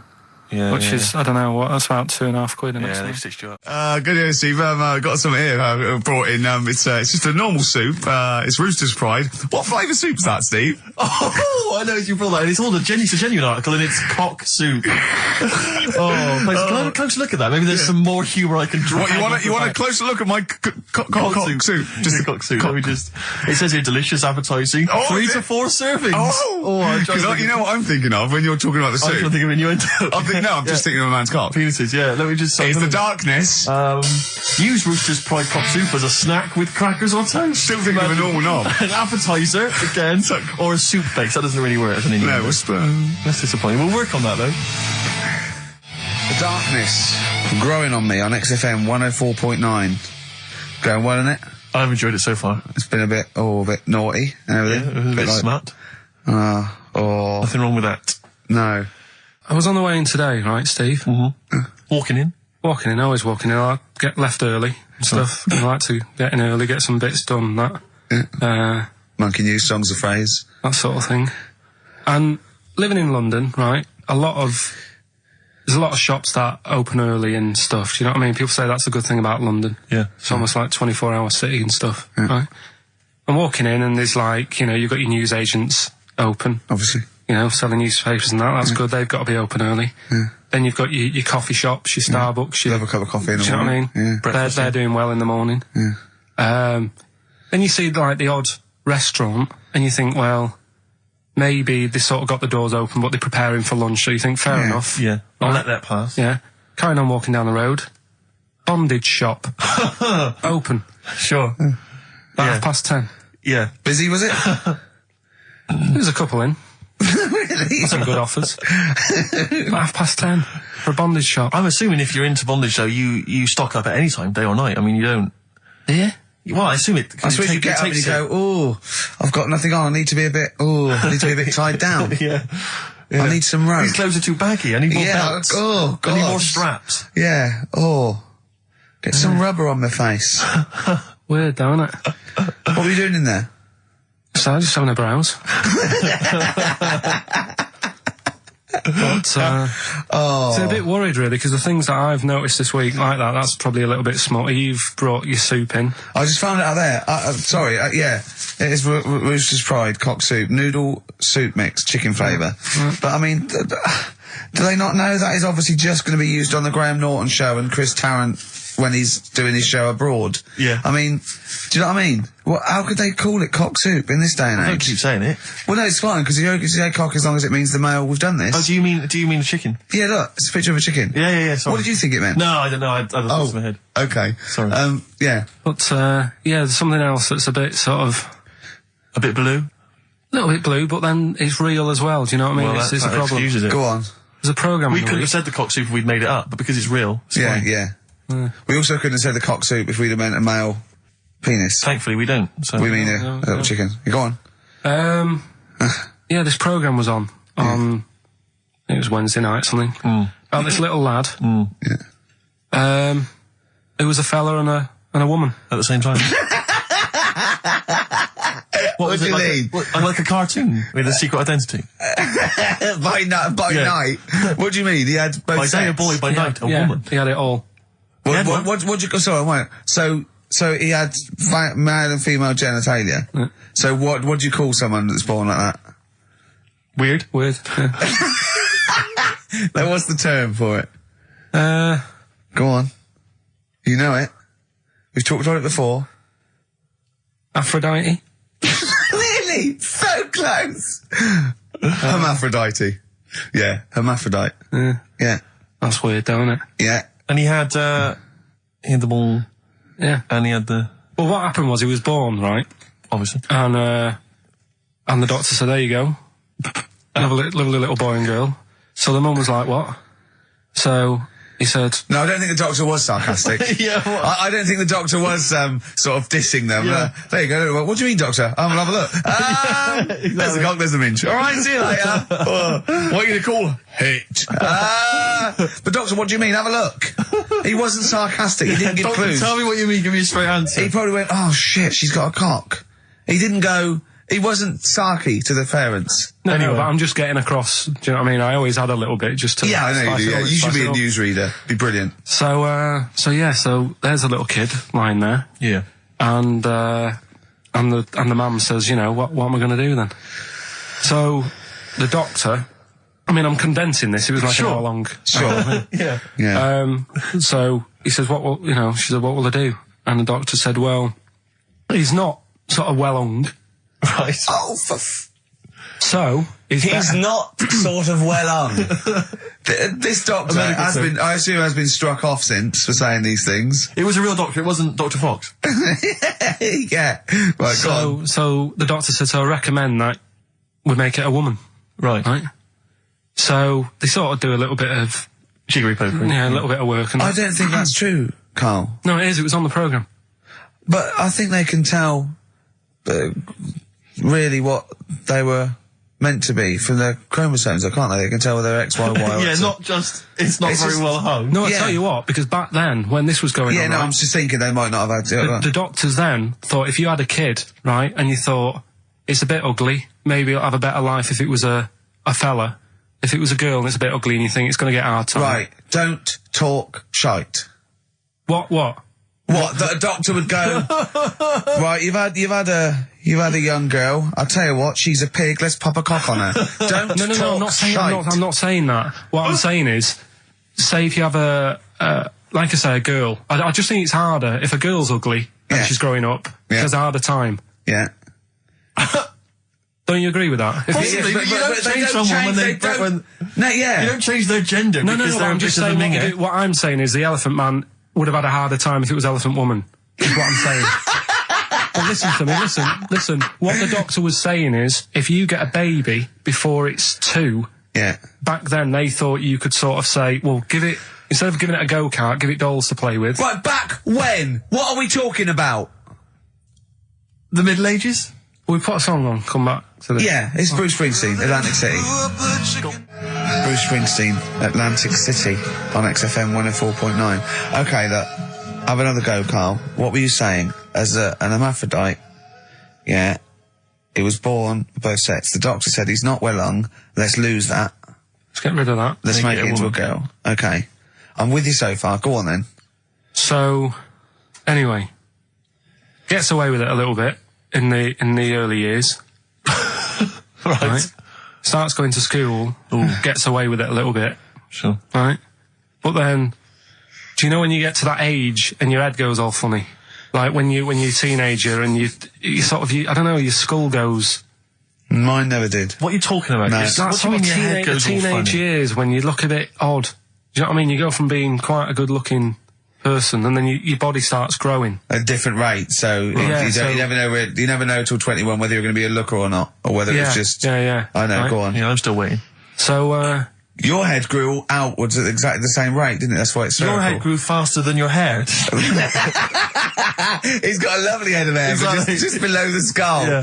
He's got a little afro in there, but it just couldn't get through the follicles. It couldn't catch up the skull. Expanding. Oh, bless him. Oh, come on, Baldy.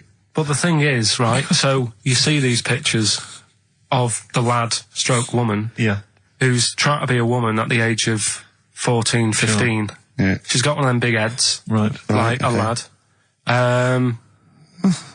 Doesn't, she starts having a hard time. She doesn't want to play with the mates, with the dolls and all that. She's more into go-karting and that sort of thing. Gets to an older age. Yep. Decides to go back. Is now sort of with a woman and having a life of a fella. But did did the doctor keep it for him in case he needed it? No, he's had one put on though. Has he? Where'd he get that from? Don't know, maybe that bondage shop. What do they do when they do that? Do they put on a... What do they do? Maybe someone could call in and tell us. If you're a woman and you have a... Do you want to speak to someone who's got that information? Yeah, I do want to know. What do If they you've use got that information, I don't want to talk to Do them. they construct one? Do they construct it? From plasticine. Or do they whack on a dead one? What? What? Whack on a dead one? Yeah. What?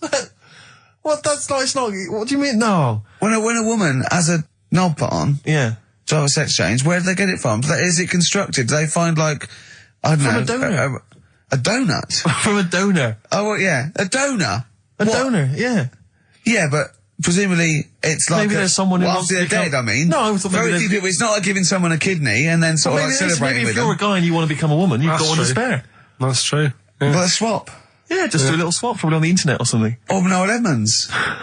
What do you mean? On Swap Shop. He's not a man. No, but you could go, we got a fella here who, got a lovely, nearly new, unused penis. Yeah, Keith Chegwin out in kind of Bognor Regis. Wants a couple of tits and a fanny for that, so, call in. It reminds me of the, do you remember the John Wayne Bobbitt story? Which it's always seemed odd to me. I never really kind of got all the information. Do you remember that one, Carl, where the woman cut off her husband's penis because When he was was adulterous or sleeping. something? I think he was sleeping, and she drove off. I think he threw it woke in the up woods. quite quickly. That's so much better than the alarm clock, isn't it? call. Yeah.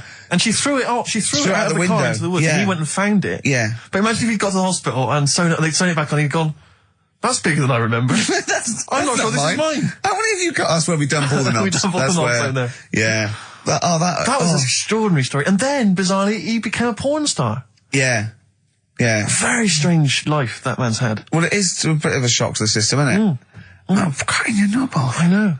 Do you remember that French bloke, the performance artist of 1910? Do you remember him? No. He, as a performance art, in a theatre, he cut his knob off to a crowd of people. Now, what? That's only a one-night trick, though, isn't it? Exactly. Yeah. But what if there'd have been a bang outside? They went encore. He went, oh! Yeah, or they looked outside because a car backfired. He went, did you see that? I go, what? I go, just cut the... Did you? Yeah. Think of that. Sacre bleu. I know. French are funny, aren't they? Cutting your knob off for your art. Weird, isn't it?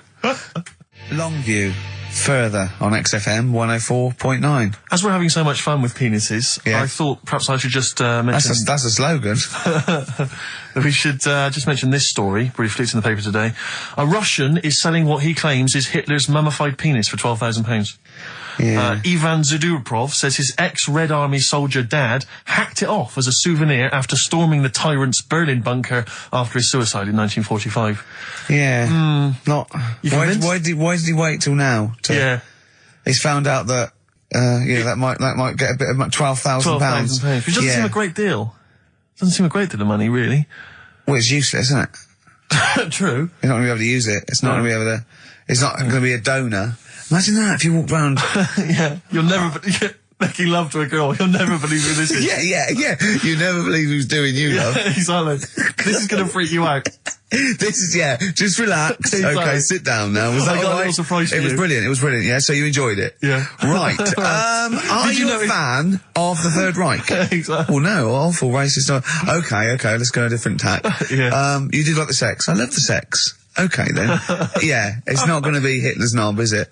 But, I like the idea that, I mean, you're in the Red Army. Yeah. You've just stormed Berlin. Yeah. 1945. You crash into the bunker. You've gone through terrible. How you've lost 20 million comrades. Unbelievable. Oppression Been everywhere. going on for years. You're in there, you see the man. Here he is, he's dead. He's dead, The figurehead and leader of one of the most despicable, You turn to your friends, there's a tear in your eye. Yeah. And your immediate thought is, I ought to chop off his todger. Yeah. Yeah. Well, no, I said Bagsy. I said Bagsy is Winkle. I said Bagsy is Winkle outside. Whoever it was. Yeah, I didn't know it was going to be Hitler. Brilliant. It's just, I can't, it just doesn't make sense. It's ludicrous. And I don't know how is he expecting to prove this? Because I want some proof. Well, I think that's why he said that. He probably started off with, I've got Hitler's face. And they went, brilliant. Oh, let's have a look at it. What do you mean let's have a look? Well, just check Hitler's face. Obviously I know what he looks like. Oh, yeah. No, it's not. You know what no, it's not his face. What wouldn't you know what it looked like? Well, I mean, no one's ever seen his genitals. That's what I've got. Yeah. I've got his. It's got a little swastika on it. Is that proof, is it? Yeah, little Have you got tattoo. his ball? Well, no, the Albert Hall's got one, his mother's got the other, so I don't know. See, the Albert Hall, I would have thought, would probably be paying that £12,000 because apparently they've already got his ball. Yeah, they got one of his balls. They got one of his balls in the Albert Hall. His mother's got the other. Yeah. But if they got the Todger If as they well, can track down the one his mother's got, they would have a complete set of Hitler's. I'm just hoping it doesn't fall into the hands of some kind of crazed genetic scientist. What, I could clone it from his knob? Clone Hitler. Back to, I don't even want to think about the future if that's the sort of way we're going. Exactly. If that's the sort of way we're going, Carl, I'd rather not know about it. What do you make of it, Carl? Weird, isn't it? It is weird. I mean, I don't want to go on for this too long. We've probably got about a minute left for the first half hour, and I reckon should can this sort of... What, 30 minutes of genital talk? But That's enough just on a quickly, Saturday afternoon? Go there's on. one in a museum. I think it's like that London museum. What? One what? Well, do you know like how people are buying weird stuff and that to put in museums? Yeah. There's this device that, I mean, think about it, years and years ago they used to torture people, didn't they? Yeah. Really badly. And the device Yeah, that there's they've got... no real good torture, but go on, I see your point. Yeah, but this device, right, think about it, you've done something really bad years ago. Yeah. Right, and you're thinking, oh, what are they going to do? Do you know what I mean? Could do anything here, it could be the end for me. The device they've got is this thing that you put on your bits, as a fella, and it's sort of metal, so it means you can't sort of, get excited. It puts a stop to you, sort of... That wasn't a torture device. I think it was a Victorian thing to stop adolescent boys wanking. They used to have things like wrist things as well with like spikes on them. It's not a torture device. Isn't that? Well, not really. Imagine that being captured by No, I was right. gonna You're say, I never was going to get gonna hard say. on again. All right. Not really a torture device, is it? And there wasn't that many nice-looking women wandering about anyway about them, was there? You didn't get excited about stuff. What are you talking Well, about? they filthy, they stunk and everything back then. What are you on about? Right, we've covered that. No more of that talk now, right? Let's move on. Filthy. All Victorian women, filthy and stinky. Yeah. Oh dear. Better Rolling Stones Yeah, and let's set go up for the it. old songs of phrase. Yeah. Stones, Beast of Burden. We've not played it before. It's an absolute gem. You're saying that a bit, sort of a bit gay? No. Is that what you're saying? No, but what was... Suzanne accused me of that in the week. Why? For being a bit gay. She said, I'm sure you're gay. Why? Just because I was moaning about stuff. She said, oh, you're a drama queen.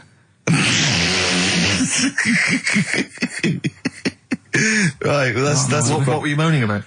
Not having enough gay sex? no. She didn't have a knob. Yeah. It's going, oh, why don't you get yourself a nice little knob? Yeah. I mean, can I call you Frank, please? Could you wear this false beard? Yeah. It Yeah. was just, well, we'll talk about it later. It was about the Seven Wonders. I just wasn't that impressed. He wasn't impressed by it. He said, well, we'd say that, yeah. Well, we got a top show coming up, haven't we? But if you are a little bit, just a little bit sexually, don't be afraid to let it out. I mean, if you want us to relieve you of it. I'll tell you what. Let's have a little bit of Maggie May by Rod. Oh, it's a Can't beautiful we play day. Killing a Georgie? That's your favourite song, isn't it? Oh, That's yeah. weird, isn't it? Strange, isn't it? That's weird. I'd like to hear Rod Stewart singing about a lovely lady, please, Carl. As would I. You can picture whoever you want. Bit of Rod. Maggie May on XFM 104.9. On Ricky Gervais with me, Steve Merchant and Karl Pilkington. Steve. Well, I've only just read about this, and I don't know anything about it. This naked rambler, Steve Goff. Yeah. Is he doing he's doing a walk from Land's End to John O'Groats? Is he completely nude? Yeah, he's been arrested 10 times on the way, apparently. Right. It says here that Nora Goff, his mum, she's in her 70s, she's begged her son not to walk naked from Land's End to John O'Groats. She said, I don't know where he gets this from. Certainly not me. I am and have always been quite conservative. He would never have been allowed to walk around the house without covering himself up. I wouldn't go as far as to say I'm ashamed of him, but I do not approve of what he is doing. Having said that, it's good to see him on the telly. yeah, it must be. It's sort of anything, it's lovely. It's not embarrassing until they're famous with Exactly. it, however embarrassing Yeah. it is. But I can't believe my son's a serial killer. Nice to see him on the telly. he looks like one. He's not, Yeah. obviously. Yeah. I mean, What is he doing? I don't Steve understand. wouldn't say he was, and he's not. He's just a rambler. But he's there, right? What's his motivation? He's just walking to, I don't know, it's just a nudist, I suppose. Right. And there's a picture in there, and Carl looked at it and he went, oh, what's the point of that? He went, well, look at him. He's got shoes and socks on, he's got a rucksack on, he's got a hat on, he's not nude, he's just got his knob out. Yeah. But he's got a full beard, thinking, oh, I want to hide some skin. Yeah. Whereas this little chap needs the air. I'll pop him out all the time I can. they really annoy me. Because it's in the supplement today as well, with the Mirror, right? And they've done a bit about nudists and that. Yeah. Again. Same problems all the time. Go on. There's like an old fella sat there, just How do you know he's old? well, Why are you looking, Carl? Yeah. Looking at his face, aren't you, presumably? yeah. I'm just saying he's old and he's sat there smoking a pipe, Sure. with his sandals on. They're quite normal, just with his knob out. But look, he always make the same mistake. He's got a little white deck chair. Yeah. If you're nudist, don't go for white. Why? Sitting on that, getting a bit clammy and stuff. White, don't go for white. Go for darker colours. I don't know what he's talking about. So do I, but I love it. I love the fact that he's just got loads of pictures of naked men. Yeah. Walking around with loads of pictures I'm of just naked saying, a dirty arse on that. I think we've discussed the news before. I don't understand the impulse at all. I do find it bizarre. I mean, there's a picture there of 3 men nude in a pub. Yeah. Just having a chat. Yeah. Just on the chat. Oh, look at Carl carrying But around what's those pictures. I mean, okay, fair enough, walking around outside, but indoors? In a pub? Nude? Well, it must be a nudist Hop on a pair pub. of shorts. That must be a nudist holiday, I assume. As opposed to, like, the local. There is, though, isn't there? There was a thing in Bazaar magazine the other week where there was a picture of some people. They've got an airline of their own now. What nudists? Nudes. Nude airline? So you can get on there. Your holiday starts as soon as you get on. Sure. And, but what's the point? Well, I'd be worried just about banging against things. You know. So to speak. Yeah, my shoes and things. Or spilling the when the waitress comes along. What, the aerosol, and might she spill hot coffee? Yeah, it's a good point. Would she have to be nude? Would the stewardesses have to be nude? I don't know. But that bit as well, where they walk down the aisle and they have to check if you've buckled up. Yeah. She's like, excuse me, miss, can you just... And over 50s, so always over 50s. Right, yeah. So it'd be an old woman on the plane. Yeah, yeah. It'd be like, can you just lift your left hip up so I can see the belt? Yeah. Yeah. Oh, God! Yeah. Oh, Imagine dear. if you've got to go into the crash position. Oh, God, yeah. You know? The last thing you see is your John Thomas. John Thomas. As you go crashing into a mountain. Terrifying. And then what if you've got to abandon ship? I know. Well, how would they explain that? Yeah. Go onto an island. Exactly. All right. Or being picked up by, a passing ship. Yeah. Carl, you notice they also play volleyball a lot, don't they? Yeah, I mean, you've always mentioned that, but I Yeah. thought you were joking, but they love it. Yeah. They said that's what they do. They get to this special holiday That camp. can only be either they got the idea from sort of like Carry On Camping or Benny Hill, or they actually like it jiggling around as much as possible. Yeah. But is that safe? Well, I assume so. You play volleyball with trousers on, don't you? I wouldn't have Yeah, thought. but there's a bit of support there. I mean, I was watching athletics, right, the other week. Yeah. Right? And I was watching it because there's a lad who I went to school with. He's like winning gold medals and everything there in the Olympics and stuff, right? So I was looking out for him. Now, if you went to school with him, I'm assuming he's got 3 legs or something? No, he's normal. just a regular guy? He used to push me on my go-kart, and so I feel like You've trained I was him, there from in the start, training up a bit. Yeah. And watching the programme, and there was swimming in it, and I was watching that for a bit, getting a bit annoyed, because that butterfly stroke, Yeah. I don't know why they do that. No, nor do I. It's just hard work. It doesn't make you go any faster than, let's say, that stroke. The Yeah, crawl. don't do that. That stroke on radio doesn't work. The crawl, yeah. So I was watching that, thinking, that's annoying. Yeah. And then they got onto the running bit, and my mate's in this race. Yeah. Now, they do the side shot, don't they? So you can see who's in the lead. Sure. And then they do that front shot, where it's absolutely pointless. The only reason to do the front shot, I think, is to keep women interested. Because you can basically see his tackle going from left to right, being battered all over the place. Why were you looking?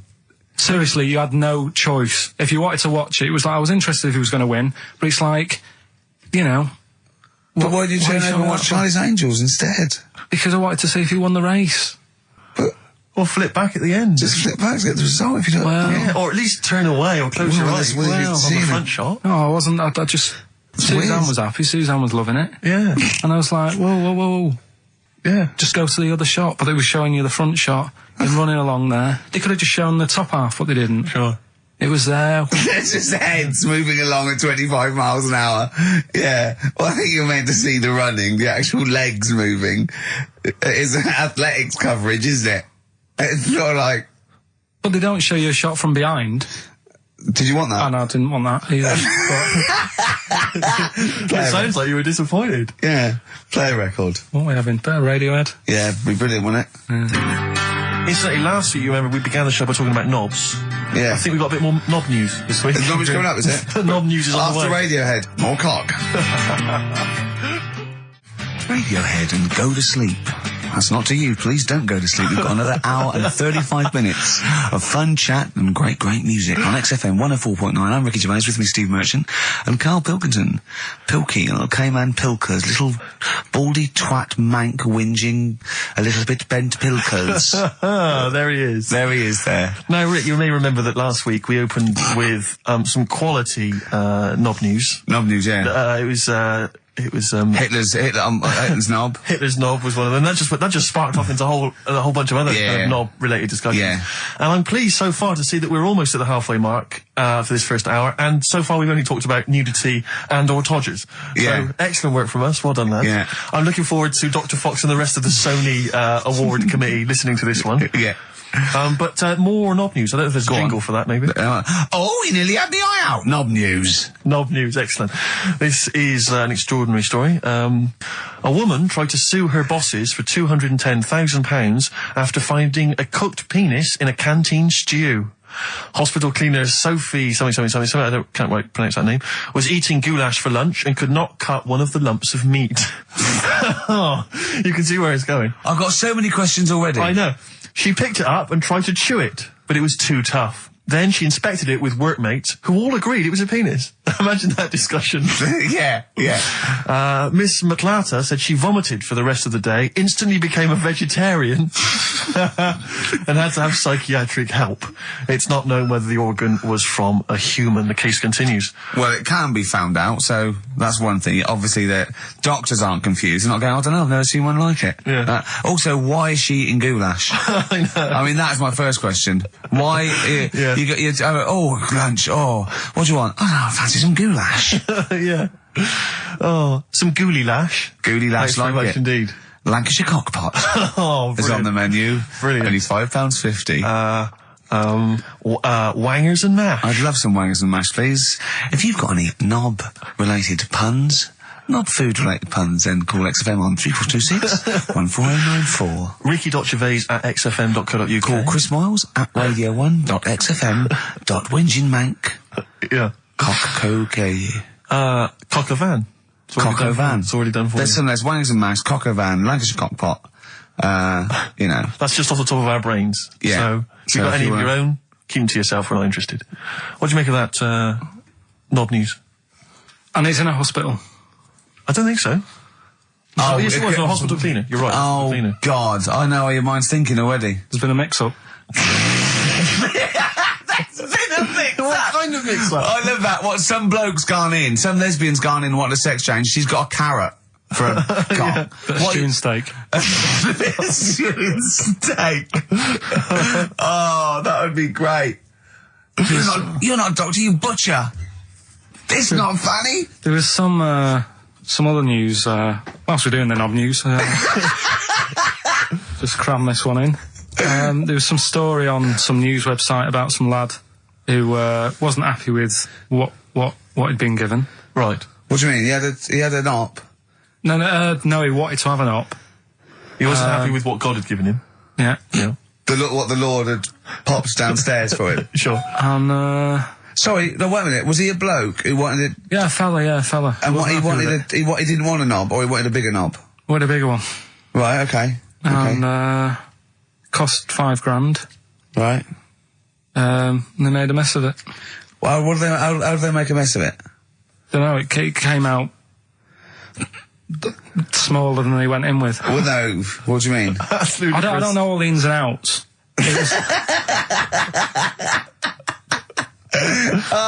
God. It's just like he borrowed the money off his There's mum. been a slight mix-up. He borrowed the money off his mum? I love that. How bad is that? What do you want for your birthday, son?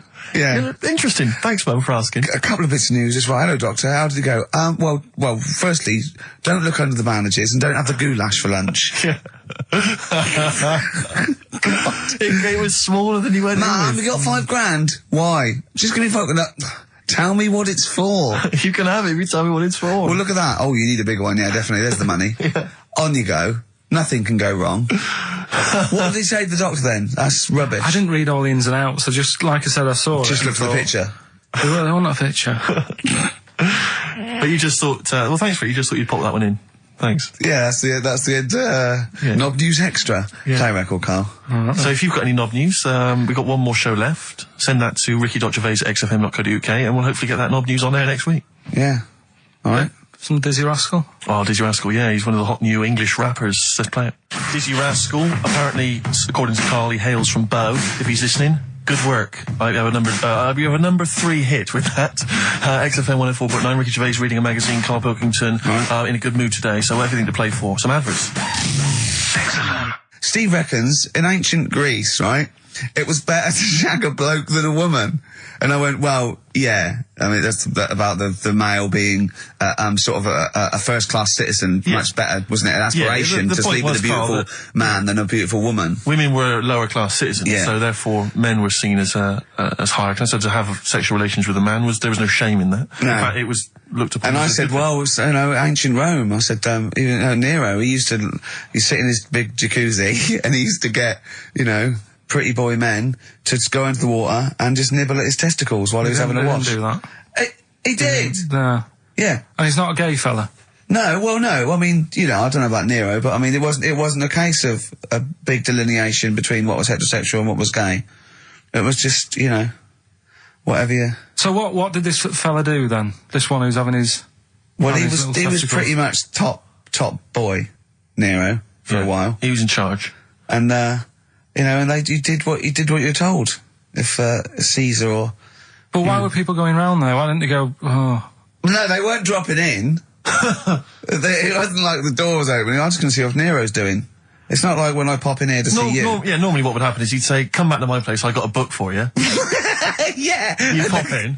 But He'd come out in his pants. You'd Elton probably, John would be on. You'd have probably been like a delivery boy or a stable boy or something, and you'd have popped round there and you'd have gone, there, right, Nero, there's the tablets of stone you wanted. And they go, Pilkington, why you are here?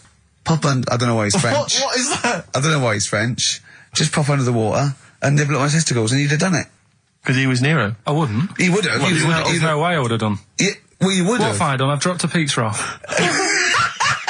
Yeah, you why pop am I round to there? Nero's place with the pizza. Right. Right, I'd say I've done my job. Right? Yeah. That's not the sort of tip I wanted. No, he'd have said, get the little baldy chap to nibble at my testicles, and you'd have run the water. I wouldn't have done it. No, Well, you no, might I have had done on it. the you wall. hadn't done it, right. No, I wouldn't have done Well, it. can I just say this, Steve? Not only would you be nibbling at his testicles, you'd have been going mad. You'd have been noshing him just for extra. You'd have been doing everything he wanted. You'd have been going, he'd have gone, I didn't ask you to do that. You'd have been going mental. They'd have been chewing, slurping, smacking, poking. You'd have chopped, you'd have gnawed his packet off. You'd think you were eating Walker's crisps. There'd be bubbles, there'd be fly. Oh, it'd be horrible. The Beatles from the soundtrack to The Yellow Submarine, actually, and that's Hey Bulldog. On XFM 104.9, our last show, maybe. Me, Ricky, Steve, and little Karl. All right, Karl? But that book, that wasn't a fake. It wasn't like just a ruse to get you back to show you me and dancing him in pants to Elton John. It's that. What was your girlfriend doing during that, instantly? I think she was just getting on with sort of like packing up sort of boxes because we were moving. So sure. I don't think. Well, she's seen it all before. Yeah. And the book was. Do you remember that book that I showed you? That it was a Man's Body, an owner's manual, and it's just like loads of stats. And there's one in there. Yeah, it's kind of like a Guinness Book of Records of men. Yeah. There's one section there. That was. Sorry, hang on. It's not like Guinness Book of Records of men. That just sounds a little bit like you and I were sat around your house looking at a big book, pictures of men. The Big Man book. The Big Man book. He is a big man, isn't he? Yeah. He should be on the front cover. Yeah, it was a book more about the kind of physical body and Exactly, about statistics biology and social and sex and all that sort of stuff. And But we didn't which look at is the sex which is where we got the knob news for today from. Right, this is true, right? I read that you'll have someone's eye out. Knob news. Then you've got the jingle. Yeah. I read that the smallest ever functioning penis, right, was under 3/4 of an inch when erect. Extraordinary. That is bad luck, isn't it? And it's a micro penis, so it's perfectly scaled down. Just a little look at Karl's face. Well, couldn't the fella have said, look, right, I'm not happy about it, so don't print it. It's not the sort of press people want, is it? There wasn't a picture of him. It was anonymous. They didn't read the book and at work the next day and go, look at this, Frank. What? Smallest ever penis, half an inch. He didn't go, it's me. He just went, yeah, loser. Yeah. You know what I mean? Anyway, let's have a shower. I'm alright. He must have had to have a little jod with a pair of tweezers. Yeah, presumably. Because you couldn't even get a fist. I mean, No. that is bad luck, isn't it? Was he a good-looking fella? What would you do, right, if he invited you round and said, right, and he was like the king, right? And he went, "Oh, Carl, can you just go in there and just nibble at it?" And you've gone under the water, and you're just about to nibble at it, and you come up and you go, "That's tiny." Would you be disappointed or relieved? Right, well, that wouldn't happen. No, Carl, I'm saying if it did, would you be disappointed? Would you go, "Oh, that I can't even get, I don't know where to start with that," or would you go, "Oh, thank God it's not a big one"? You've got to remember that he's the emperor, so you've got to do what he says, or he'll have you killed. What would you do? Would you go, "Oh, I lovely set of tackle," or "Oh, it's not as big as I wanted," or would you secretly think, "I'm glad it's not big because I didn't want to, because I'm not that guy"? I'm not even gonna think about it, because I wouldn't do it. I know I wouldn't do it, even back then. Even back then? What do you mean? Even Well, when was Nero at it? What? Well, the Roman Empire was sort of like 2000. Well, it stretched up for to years. about, yeah. So, It's a long time ago. Yeah, I wouldn't do it. You'd have to. I always remember, we're still doing Knob News? Yeah. Just Is this Knob some News Knob Extra? Knob News Extra, excellent. Well, I didn't do that well at school and that, right? But we had biology. And I didn't take much of it in, but there was one day when it was about, Knob News and stuff. Sure. And it was all about how, blood, is what makes... Engorges Yeah. the erectile tissue. Sure. Yeah, it was all about that. And there's this girl in our class called Paula, right? We were sat there watching it, and she fainted. You just heard her go, "Oh!" and she hit the floor, right? Because we were all sat on top of the desk watching this. Right, I wasn't that interested in that. No. I wasn't looking at it and that. But Paula, right? She fell over. And the funny thing was, right? What was it? A video? Yeah, a video of like this blood Yeah. doing the business to this fella's member, right? And she fell over, like, and everyone's like, "Oh, what's up with her?" And the teacher was trying to like wake her up and give her water and that. And it was really weird because then the nurse came in, and yet this video was still playing. And the nurse came in, "What happened? Well, do you seen this?" Yeah. And you could hear, like, then it was going on to, like, sex education on the video. It was all done from start to finish. What happens, and by the end, and she was still out cold by the time it got to, like, and then they had a baby. Yeah. Right? And that just reminded me So of it. it seems to me that was a sex education class. She fainted when the penis got erect, and when she woke up, a baby was born. That's probably what she thinks happens. She's wandering around now. And the whole class just missed out a bit because they saw if someone's she's ever face. with a bloke and he gets an erection, she just goes, "Oh, no, Well, that's it. She was a bit of a class tart, really. That's why everyone was like, "What's up with her?" Carl. No, but she was. Everyone was like, "What's up with her?" It's not as if she'd not seen it before. But just reminded me then. Weird. But anyway, yeah. So I wouldn't. Anyway, let's leave Nero aside. Yeah. The other thing in this, should we play a record and come back? Yeah. There's another interesting fact. There is some extraordinary facts in that. Yeah, we'll do more facts. We're running over. It won't be knob news. There's be all different types of news. Right. Good show though. Enjoying the last show. Yeah. It's all right, and I hope it gets better because Telegraph are listening today. The Telegraph, the paper. Yeah. Why? Are they? Why did you say that? Just Jenny, the PR woman, said to me yesterday. She said, just do some good topics and that, so you don't have to worry there. What they phoned up to say? Hello, it's Telegraph here. We'll be listening tomorrow. I don't know what they're doing. Are they doing a review of it or something? I don't know. Why would they do that? There's no reason to. I'm a bit. Why didn't you mention this earlier? So Telegraph have said, why would they call up to say we'll be listening? It's a free country. Because they said they'll be listening, but also, can you make sure you record it? Because if we can't listen to it because of the pirate stations that are on at the weekend, because it affects our signal and stuff. Whoever's listening must listen and know there's a problem with pirates, and they said, can you... Well, they're probably just doing a feature about radio shows or something then. They're going to tear us to shreds. Listen to... seriously, the drivel we've talked today. I mean, what are they going to make of it? That's a broadsheet newspaper. I think I know what Monday's headline's going to be. I don't think it's going to be like, they're going to forget about the power cuts. It's not going to be about, the inquiry or terrorism or anything. It's going to be, no more to knob news. Yeah. It's going to... They're going to love that. I mean, I have a little bit of self-respect. And if I'd known a quality newspaper was going to be listening, I wouldn't have turned up today. Because I mean, I'm an award winner, and I'm a respected television writer, and I've, won awards, sort of classy. Don't worry though. And don't worry. What have we talked about? Knobs. We've had the worst quiz on radio. We've had you trying to explain relativity. You didn't even understand what that word meant. You just mentioned there about sort of no knickers and that. Is this going to be your Auntie Nora? No. Right. It's just, like the last flat that I lived in, I always had a good view across the road and I could see, it was the hairy... There was the hairy Chinese not hairy Chinese kid, he was just a Chinese kid, actually. Yeah. Running Because about. that's rare, isn't it? Hairy Chinese kids are very rare, isn't it? Yeah. There's only one official sighting, isn't there? In one of those shit little magazines that you buy. He was running around in his underpants. You just swore ironically. I mean, I imagine if there's any newspapers listening, you did that. Because he's sort of jokey and... Yeah, go on, let's not swear. And there was the old woman who didn't move, she was just sat there reading a book all the time. Who we think possibly died and no one came round for weeks, I mean. But, and now I've moved, right? And it was quiet for a bit. I always look at what view I'm getting, right?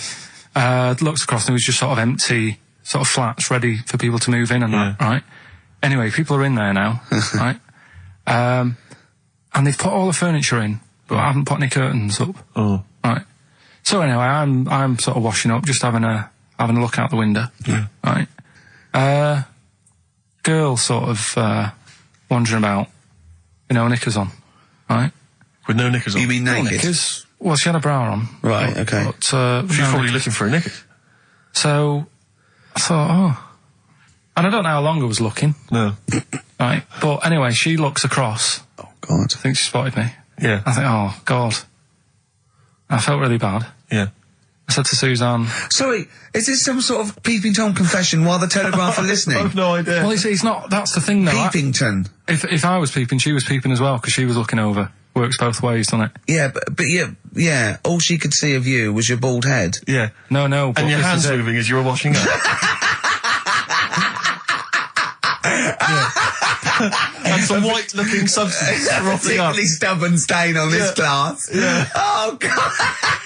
Imagine that. Imagine if she looked across. I'm assuming your sink is lower than the window. But didn't she just cover up or something? Or she looked back and go, oh, you looking at my funny? Well, the thing I did... What? I thought, just sort of drop me boxer shorts. Because I thought... Well, Suzanne said, what are you doing? What are you talking about? What are you talking about? No, just so they can see me cheeks of me. What are you talking about?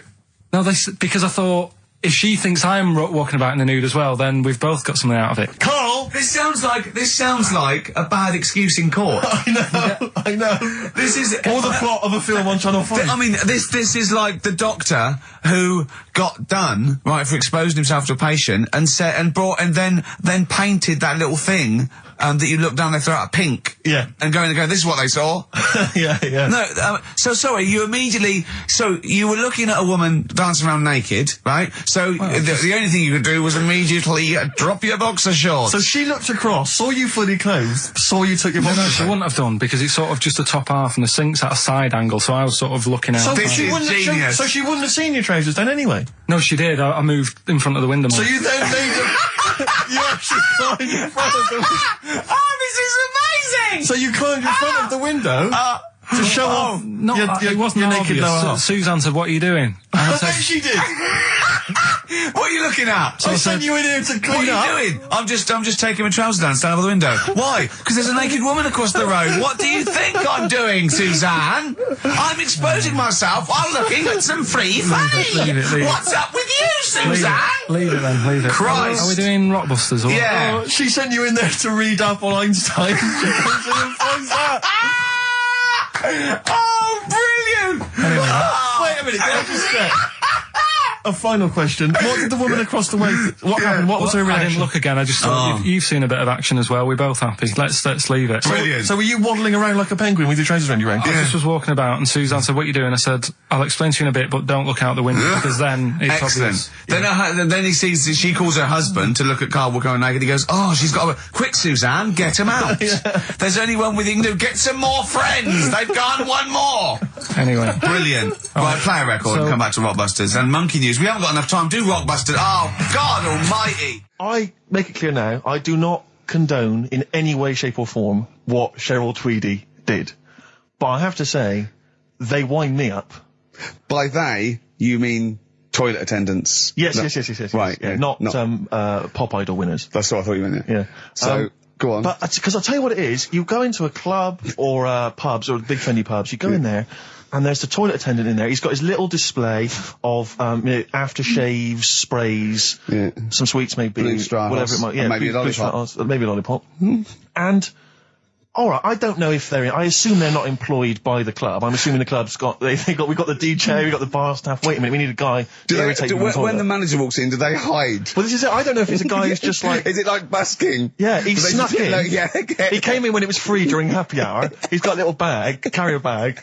He snuck in the toilet. But the thing is, it's the fact that toilet attendants, fair enough. I mean, I'm happy if a toilet attendant sneaks in under cover of darkness, cleans it for me, and then shoots off. But it's when I have to see them there. I feel know. guilty because I've got. It's like I maybe wash my hands. I'll forget he's there. He'll hand me a paper towel. Suddenly I got to tip him like a quid or something. It annoys me because just have a I piss. wash my hands at all. I don't usually wash my hands. never wash my I hands. sometimes don't even bother getting my knob out. I do it where I stand and change my trousers when I get home. Exactly. So it annoys me I have to go through this charade of getting it out, slushing out of it, shaking it dry, and then washing my hands. See, if just 'cause he there's- did any of those elements, What, I'd shaking tip it him for a you? quid, yeah. Pop it out. But yeah. not to hand me a paper towel and get it myself. And I know. it's this guilt. And sometimes I'll hold it in because I'm nervous I don't want to go back in there. What It's annoys costing me me a is fortune. like a posh award ceremony, it's a pound a piss. It is a pound a piss. Do you know what I mean? So I Or in sort a of like- top hotel or something. Yeah. It's absurd. And I'll tell you what's worse than that. I know that he's doing it because he's got to feed his kids. But it's the fact that I've got to look him in the eye. You know, Yeah. it's like he's humanised. You know, if he was only dehumanised, Rick. Yeah. If I could see him and I didn't think he was a human being, I wouldn't feel guilty. If he know. could sort of hide under under the urinal, perhaps, or if and he could just put hide a underneath hand the out sink. like thing from the Adams. Like he just puts out, He you could know, just pop a hand out, doesn't say anything, with just a hands me the glove, paper so you don't towel. even see like hand go, and then I'd put a pound in. I'd take the thing, put a pound in, nick a lollipop, and run away. No aggro. Exactly, it's the fact I got to see them and I feel guilty because, you know, I'm on the radio, I've got a cushy life. I know. Here's a guy who's just trying to make ends meet. It makes me feel bad, it ruins my evening. Yeah. I'm just pleading for them, can they not do it anymore? Can they maybe get a job, illegal mini cabin or something? Please. It's 10 past, isn't it? We haven't done a little bit of knob news.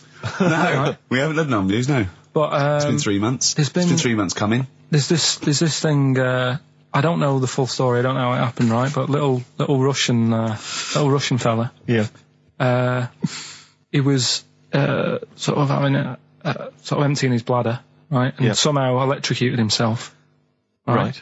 And sort of did a bit of damage. How did he smashed I don't onto know. some I don't live know. wires or Something like that. So Did anyway, it damage to himself or to an electric fire or something? no, to himself. To himself. Yeah. And so the doctor Didn't slip and took curling tongs went up his arse when he was pissing because that's happened a lot. In Yeah, we've all been hospitals. We've all shoved the old curling tongs up the arse when having a piss. right. So I can't even be bothered. No, go on, we're interested. We're interested. Well, come on, we're interested. Don't You give up. can't be bothered. You get Mondays off. Do some work. Right, so anyway, so the doctor says, oh, it's not looking good, we'll have to take that off. What? I was like, Novectomy? Yeah. Really?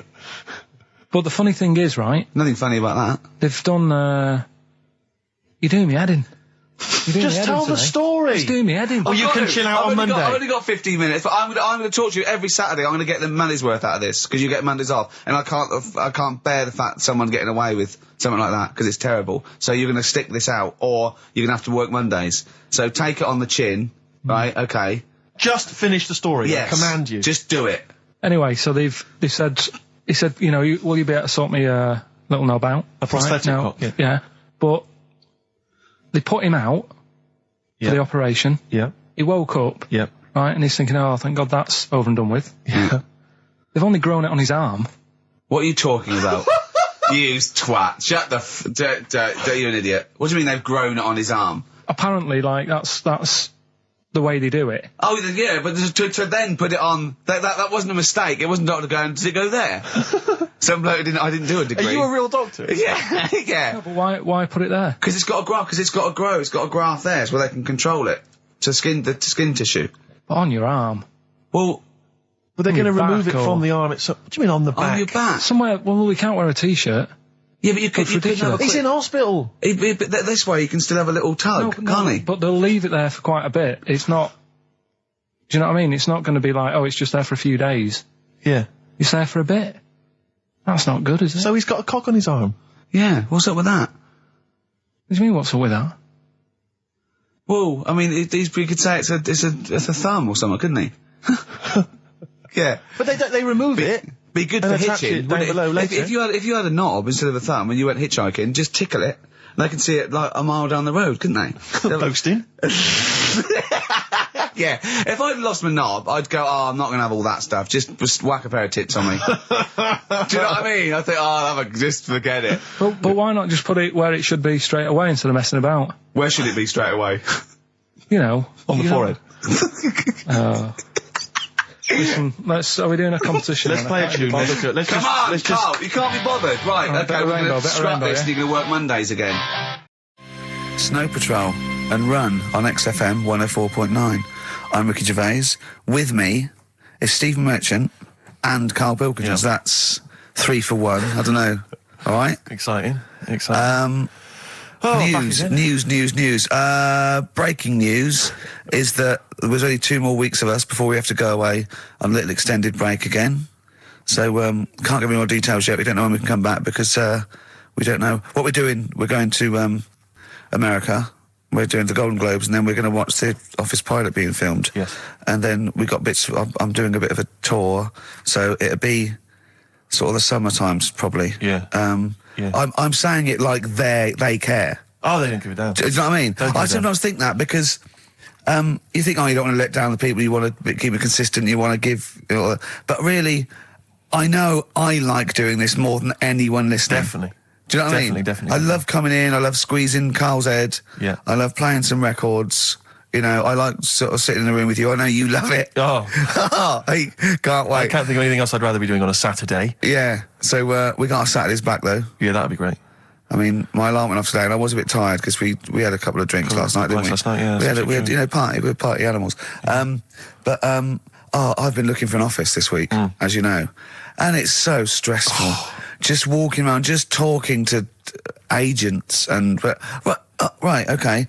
So my method is this, right? I walk around the area that I want to be an office in because I don't want to hear anything else. I don't want to, you know what I mean? So I walk around. To be fair, it is about a square 500 yards. Yeah. Right? It's sort Your of... house is in the centre. yeah. Yeah. I walk, and so I walk around and look at placards. I go, that's a nice office, and I phone them up. There's loads of different people I'm dealing with, right? And they went, oh, we got one in so-and-so street. I think it was 5th Street or something. I went, oh, yeah, I went along to... I'll see you there in 20 minutes.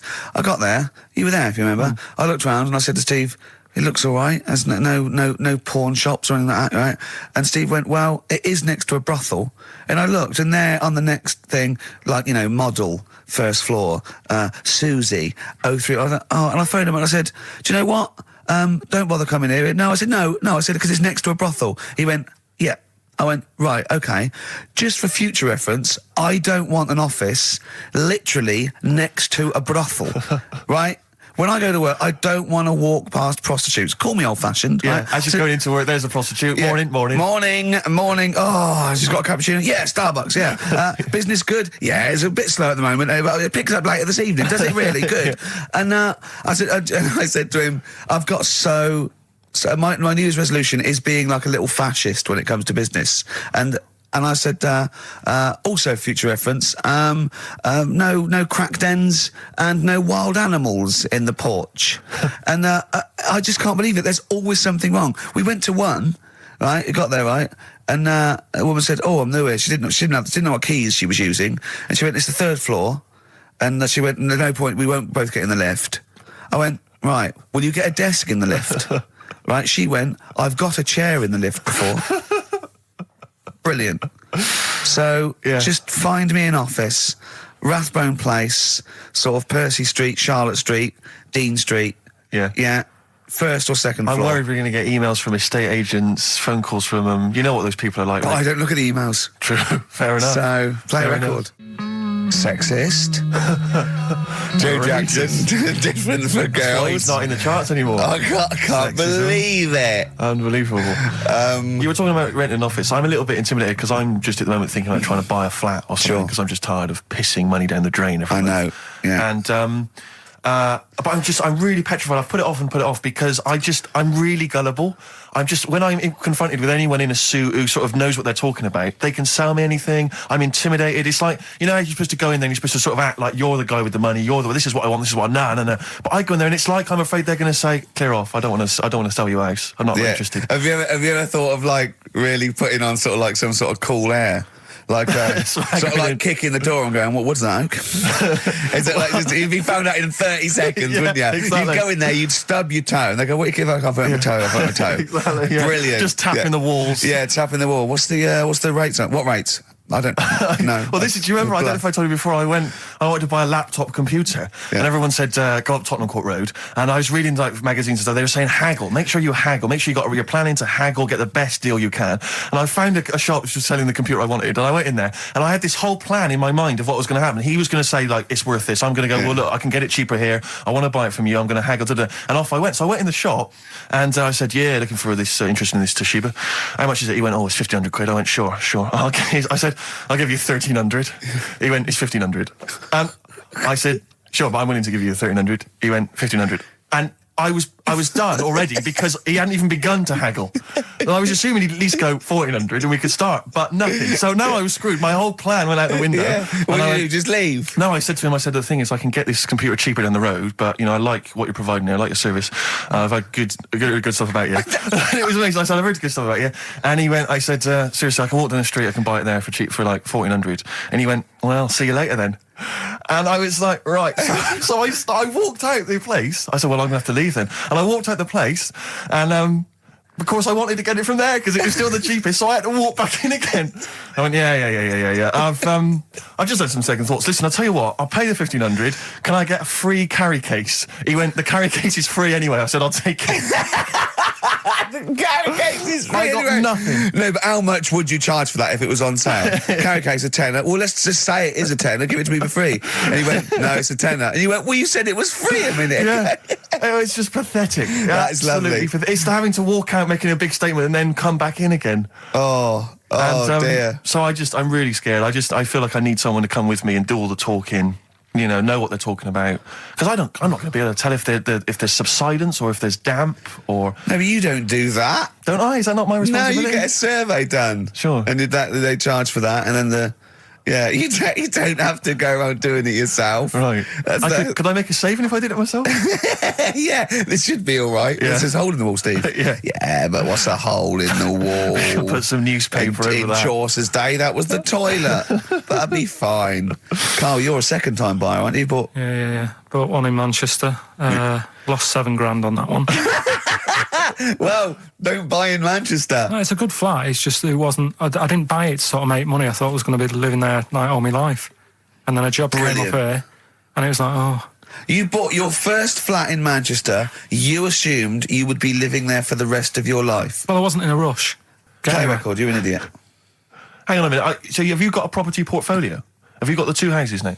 No, I've got rid of that one. Oh, you sold that one? Got this at flat. £7,000 Got loss. this flat. I'll tell you something that is interesting. Hold on, though. What? £7,000 lost. Yeah. It's a flat in Manchester, but it could only cost about £8,000 anyway. Right, Steve, something they do now, right, they've got to do by law when you're buying, right? I was looking at one in London, right? It's haunted. They've got to tell you now. Right, don't talk shit. I'm telling you now. Play a record. I'm telling you now. Yeah. There's no such thing as ghosts. That is ridiculous if that appears on a legal document. Right, if there's anyone who sells flats and does that for a living, yeah, right, email in, because I'm telling you now, that is a fact. She sort of dropped it in. I said, oh, nice feel here. And she said, yeah, well, that'll be the ghost. Just dropped it in, that's all they've got to do. And then I was like, what? And they went, oh, yeah. That's all I've got to do, is it? So that's the legal thing. Did you drop it in? So in court you go, did you drop it in? Yeah, I dropped it in. Play a record, you're an idiot. That's David Gray, and this year's Love, if you're in love. I hope it lasts. It's only January.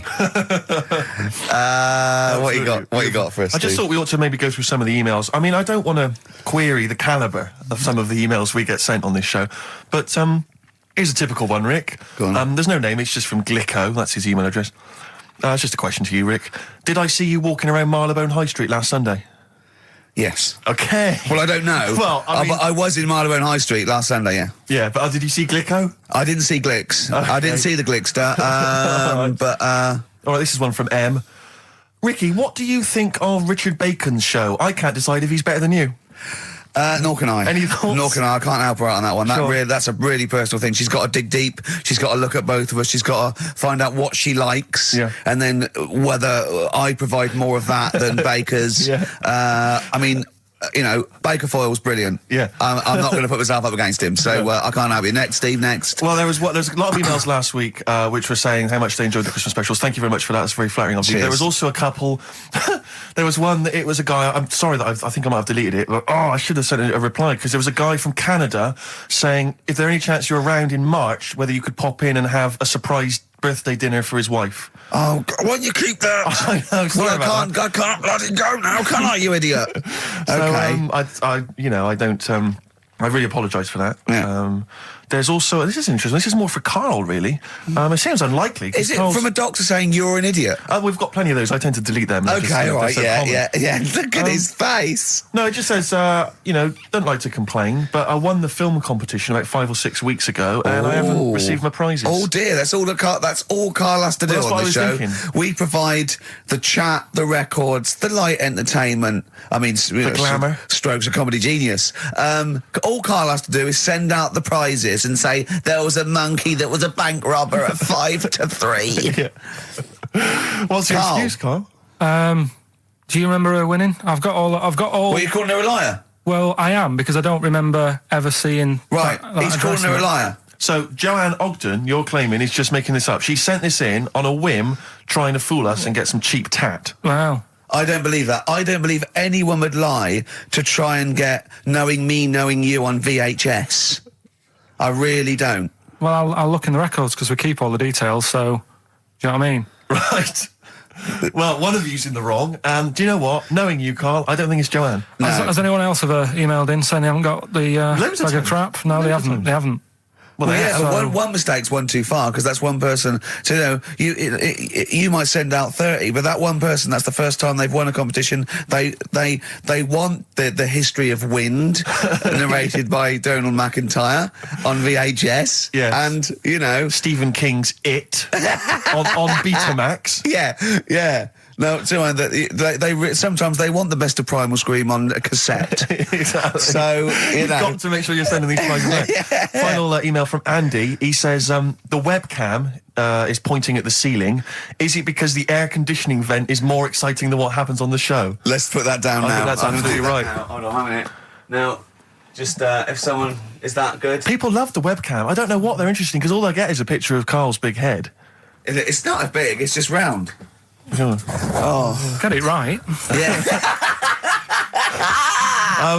Karl, I'd like you to play the next tune. I got sent a little cheeky primer for The Cure's Join the Dots. It's B-sides and rarities, lots of stuff from them, from all over the ages. And it's amazing how good their B-sides are. Here's one of them playing. Yeah. Cure.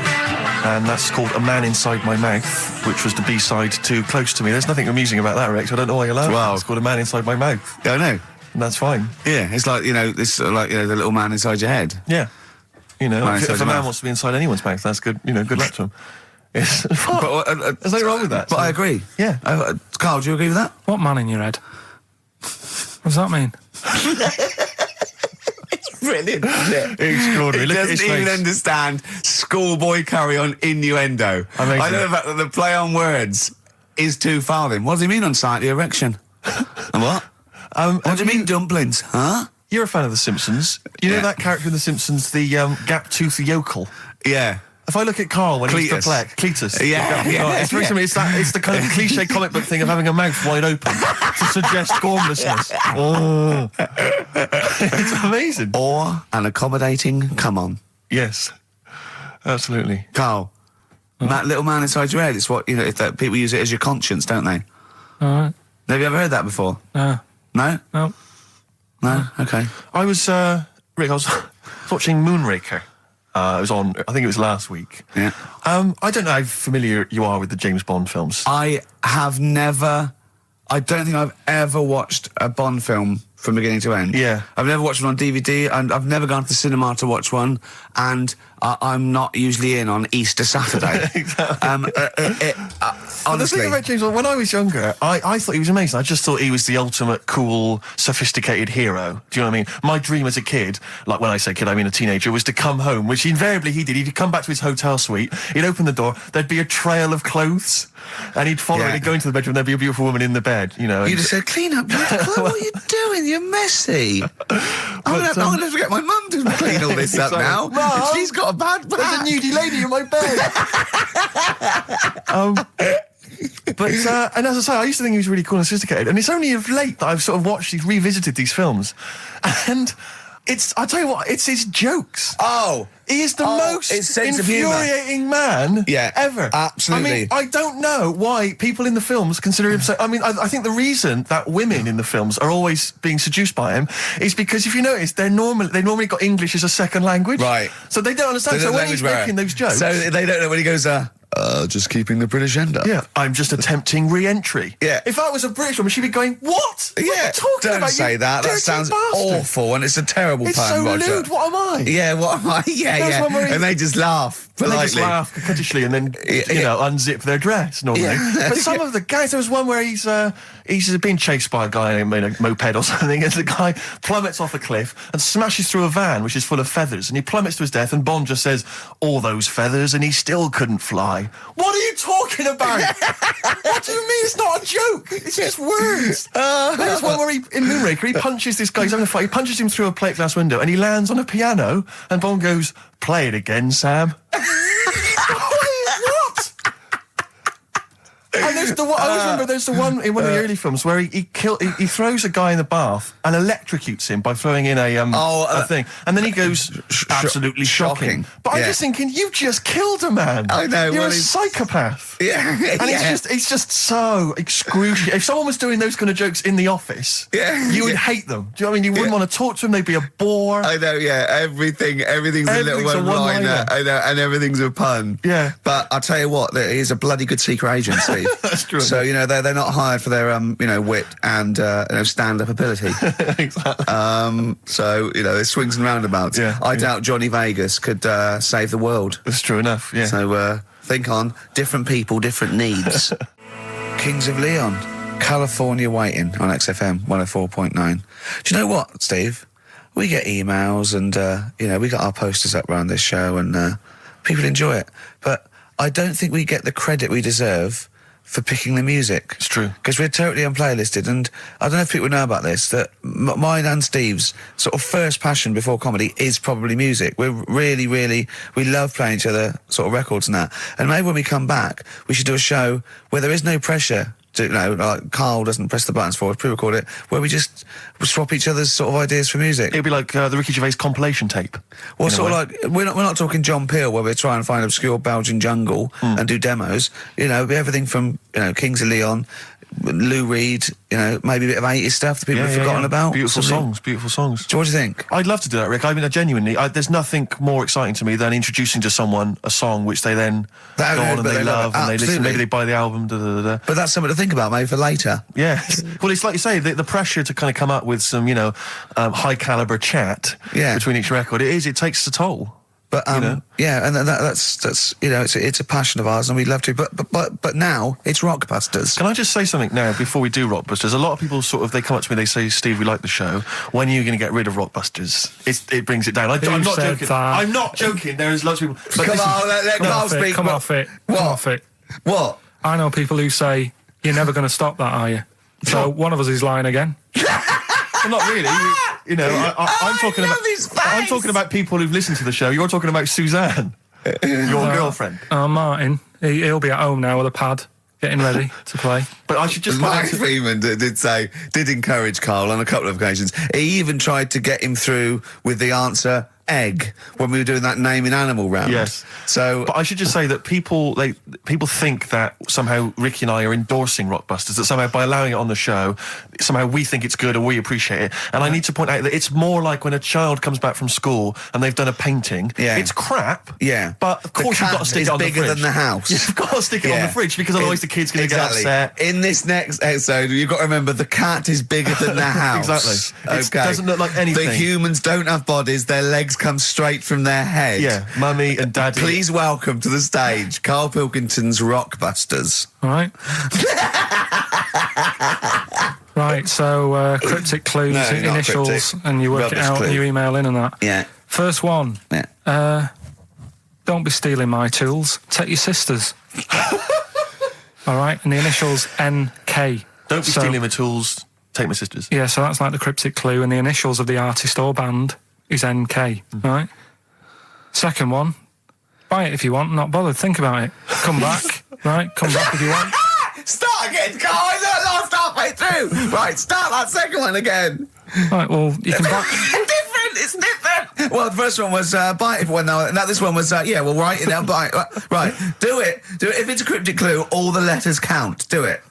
Buy it if you want. I'm not that bothered. You know, think about it. Come back. Check some other places out first before you know. That was a crossword clue in the Times. So we've got no time for other clues. Right. So that's SC. Right. Do that clue again.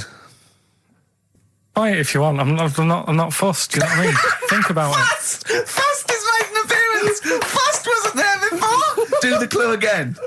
Do the clue again. Initials SC for that one. Do the clue again. I don't want to do it again. You haven't finished it yet? I have. That's it. No, do the clue again. I can't do it again. Do the clue again. Buy it if you want. I'm not fussed. Right? Shop around. Come back. It's up to you. I'm not pushing you into anything. It's up to you. Wasn't there? SC for that one, right? And the final one. That's good. I can play 10-pin bowling again. Okay, and what's the clue? That's O for that one. O. All right, so there are the three now I things. assume that I'm not going to bother to look, but I assume there's a jiffy bag of tax which people can win. All right, well, great, good luck. Ricky.gervais at xfm.co.uk is the email Play a address. record. Thorns. No, buy it if you want. I'm not fussing. Come back, have a look around. I'm open Wednesdays, by the way. Shut up, Thorns. See you later. The Thorns and No Blue Sky, off their album of last year, which is probably my favourite album of the year. I've started getting into that sort of like music, more serious thing in case we do it. I mean, I don't know, from that comment, maybe we should do some preparation. Pre-record it. Yeah. So we can sort of like cut all the ums and ahs and Like that sentence me there. sort of like eating a sandwich while it's on, singing along, tapping a little bit. Yeah. I won't lay down like this either. We'll get me a chair that I can sort of be upright so I can enunciate. You weren't in the room, were you, when Karl was singing along to Oliver's Army? No. It was a joy. Checkpoint Charlie. Oliver's Army. Nothing. No idea. Oh, bless him. No, it was Rockbusters, well on the way. Any right answers yet, Karl? I'll just check. Let me see. We got one email. One email? No. No, because they probably don't make sense. Yeah, no responses whatsoever. There's some on the text and that. Really? 83 XFM if you want to do it on the old text. Speak up, Karl. You're not just We're on the radio. Steve, no, we're on the radio. We're live. Just letting you know, do it on the text if you want. Send it in on the text. And what? Well, what is it? Say it. 83 XFM. Right. Right? What's the email address again? Ricky.gervais at xfm.co.uk. Are you tired today, Karl? Are you just bored or? No, I'm all right. I'm good. Yeah? Yeah. Steve? Yeah, well, no, I just wanted to mention to you, I went to a pub near my house recently. I found out that there was a pool hall. You could join like a pool club there. And I love pool. I like to think of myself as looking a little bit like Paul Newman in The Hustler when I'm shooting pool. Yeah. And I went down there and I went with my flatmate, and it's quite a seedy pub in many respects. There's a lot of weird people in there, like alcoholics. And Why did they go there? Strange, isn't it? Weird, isn't it? Yeah, go on. And very, very odd people. And so he was a little bit nervous, and he said, I'm a bit worried, because there's a lot of kind of, there's people from the estate, the nearby council estate, Yeah. For want of a better word, scum, And so he's a bit edgy. And bizarrely, because I so wanted to play pool, I said to him, he went, I'm a bit scared about going in. I went, don't worry, you're with me. Yeah. I don't know what I was thinking. I don't know what that means. They're going to think, oh, wait a minute, the 6 foot guy with the lanky guy with the glasses. We're not going to mess with him. You go there, they take your glasses off and you go, I've lost. Exactly. That's it, I'm out of here. This is why I've never got into a fight, because if my glasses are gone, I'm screwed. That's the first thing You really are short-sighted, aren't you? I'd be absolutely done for. And are you nervous are you sort of like nervous without them? Whenever you see like a kind of action film or whatever, or maybe like a horror film, the nerd loses glasses and he's scrabbling around on the floor whilst the killer coming behind him. That's me. Really? Yeah, done for. Absolutely done for. What did you do when you were at school when you had to play tennis or football or rugby or something? Kept them on. That's dangerous, Well, of course it is. That's why I was never, as good at rugby as I probably could have been.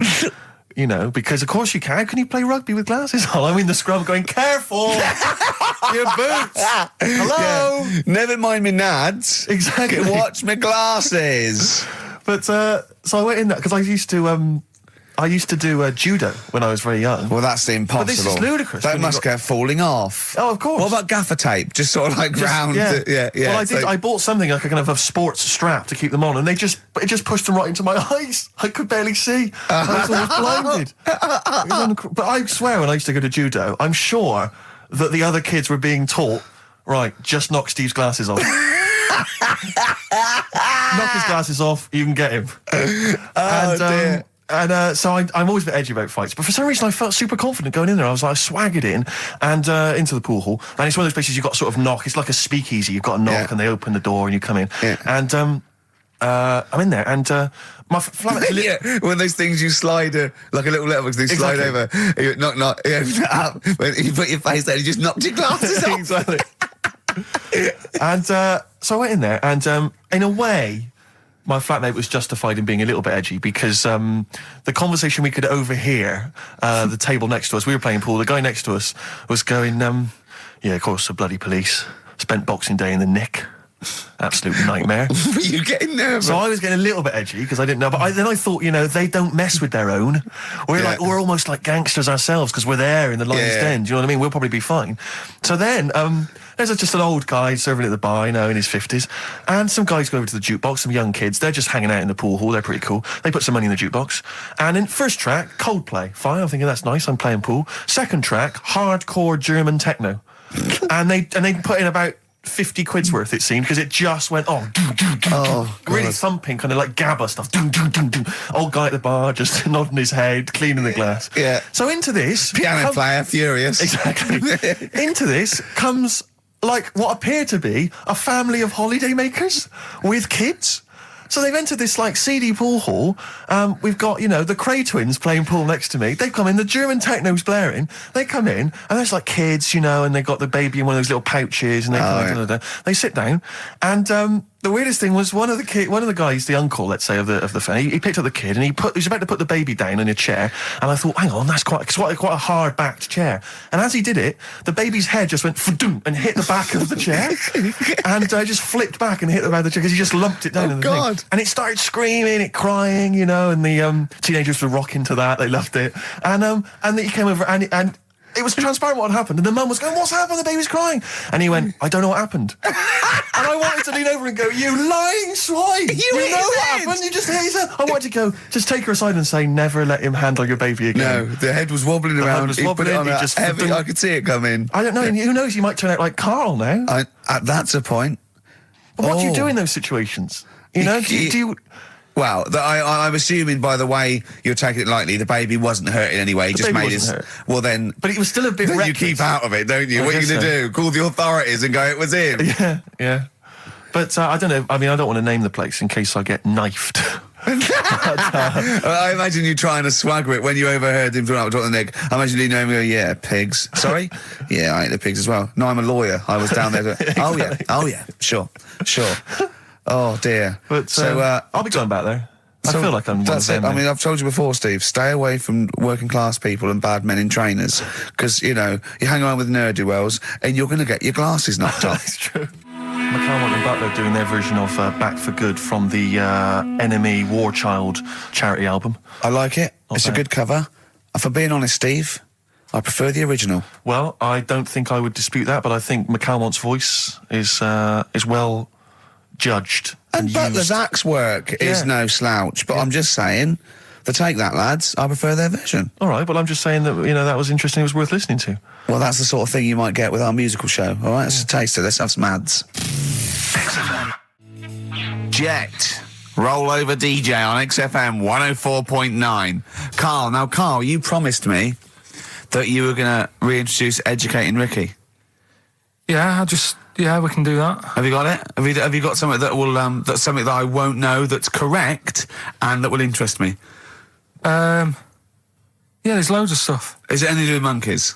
No, we've got monkey news. We've got monkey news coming out. Of course we have. Yeah, monkey news. People, and they're now over to XFM for monkey news with Karl Pilkington. No, we won't do that yet. We're not doing that yet. Educating Ricky is. Yeah.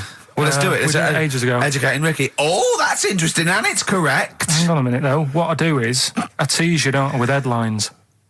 Oh, go on then. And then you have to sort of go, that one sounds good. Go on then. What are the headlines? I want to know more about that. Educate me. Yeah. Right? Okay. You've got, Jeez. That Nelly died. That Nelly died. All right. Okay. Right. Could be about an elephant. Yeah. Go on. You've got that. You've got, I got well.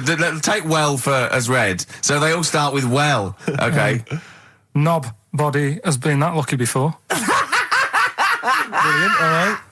Okay. You've got get a lobe of this court case. Right. Okay. Not bad. I'm going for Interesting. knob body has been that lucky before.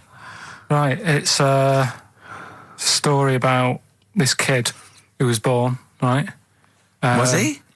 Yeah, he was popped out and the dad and the mum saw the baby and it was like, oh, that's a good looking little kid. Sure. And they were proud and that. And then they're surprised that it's a good-looking little kid. It's theirs. Yeah. Like it could have been a frog, and they'd have gone, "Oh, he's got your eyes." And then the doctor goes, "Yeah, it is, but look at that." What? He said, "It's a boy and hasn't got a knob." I love the doctor saying that. I love this GP or this midwife saying that. Oh, we love little boy. Yeah, but no knob, baby. Mr. and Mrs. I mean, think. Right.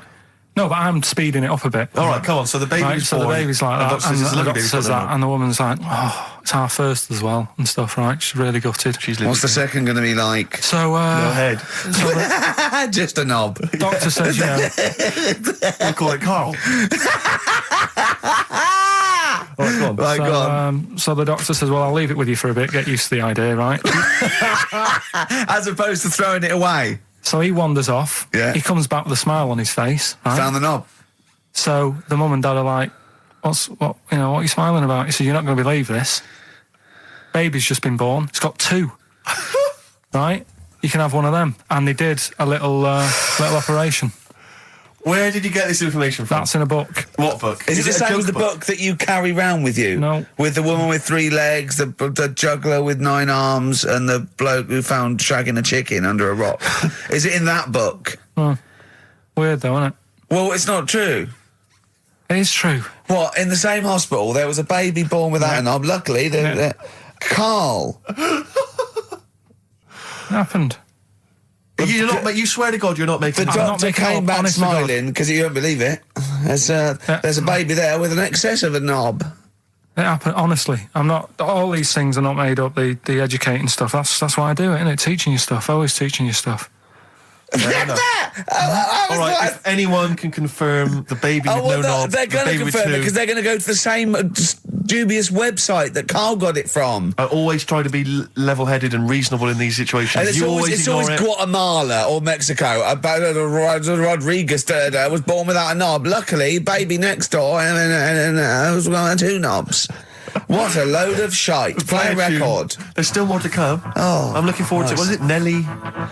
Nearly dead. It nearly died. It nearly died. Bones, Radiohead off the Benz album. Mm-hmm. I mean, might be my favourite album of all time. You said it before, yeah. I can't say I've ever really got into it. I remember when it came out, it was just so ubiquitous everywhere. I never really bothered listening I to can it. still listen to it every day. Mm-hmm. I mean, that might be sad, I don't know. But it's a fantastic album. Yeah.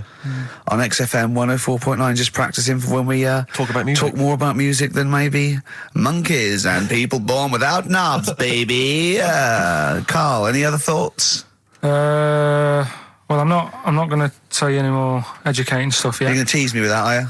Leave you with it Nelly died and get a load of this court case, right? But I want you thinking about... Yeah, thinking about it, yeah, just getting my juices ready. Think about that. Yeah, like an aperitif, yeah, sure. But I've just educated you. Yeah. Right? And I watched The Office Christmas stuff on last Sunday. Do you enjoy it?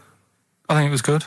Good. I think it was good. Thank you very much. It was up there with one of my favourites. The second one was good. Yeah, okay. Your second one, there's more the paybacks in the second one. The first one's more set up. Yeah. So, I'd have thought people would like the second one more. Yeah. So that's nice. That's a nice critique. Thank you, Carl. But there was something in it you did about cavemen.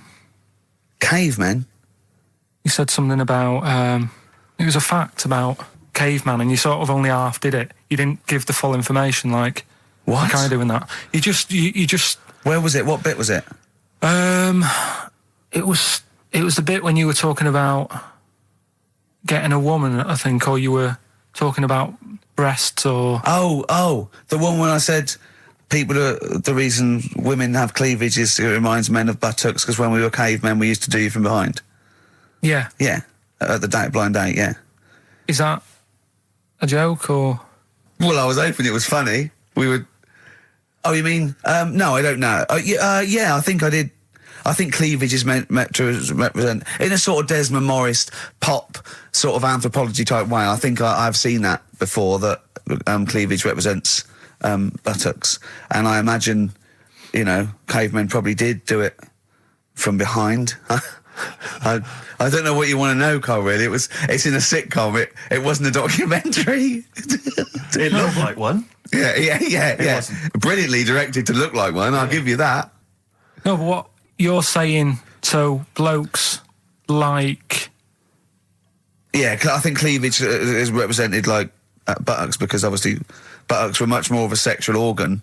Evolutionary speaking, breasts were to actually bring up to suckle young, but and were a sign of sexual maturity, so you're ready to mate.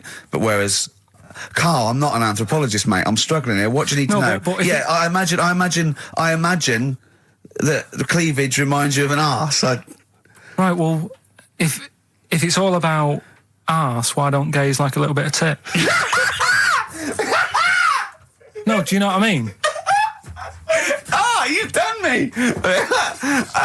So the question put to us today on XFM 104.9, please call me $, is if it's all about arse, then why don't gays like a little bit of tit? I was worried if it's all about arse, why don't gays like tit? If it's all about arse, why don't gays like tits? Just call in with your... Thanks very much for tuning in. This is in children's TV. If it's all about arse, why don't gays like tit? It's soon been an hour and a quarter before we got round to gays, so it's good to see they've made an appearance. If it's all about arse, why don't gays like a bit of tit? Is the question. What a brilliant question. Well, if you're an anthropologist or a psychologist, a doctor, a gay, please call in. If it's all about arse, this is the question. I'm not convinced by this whole...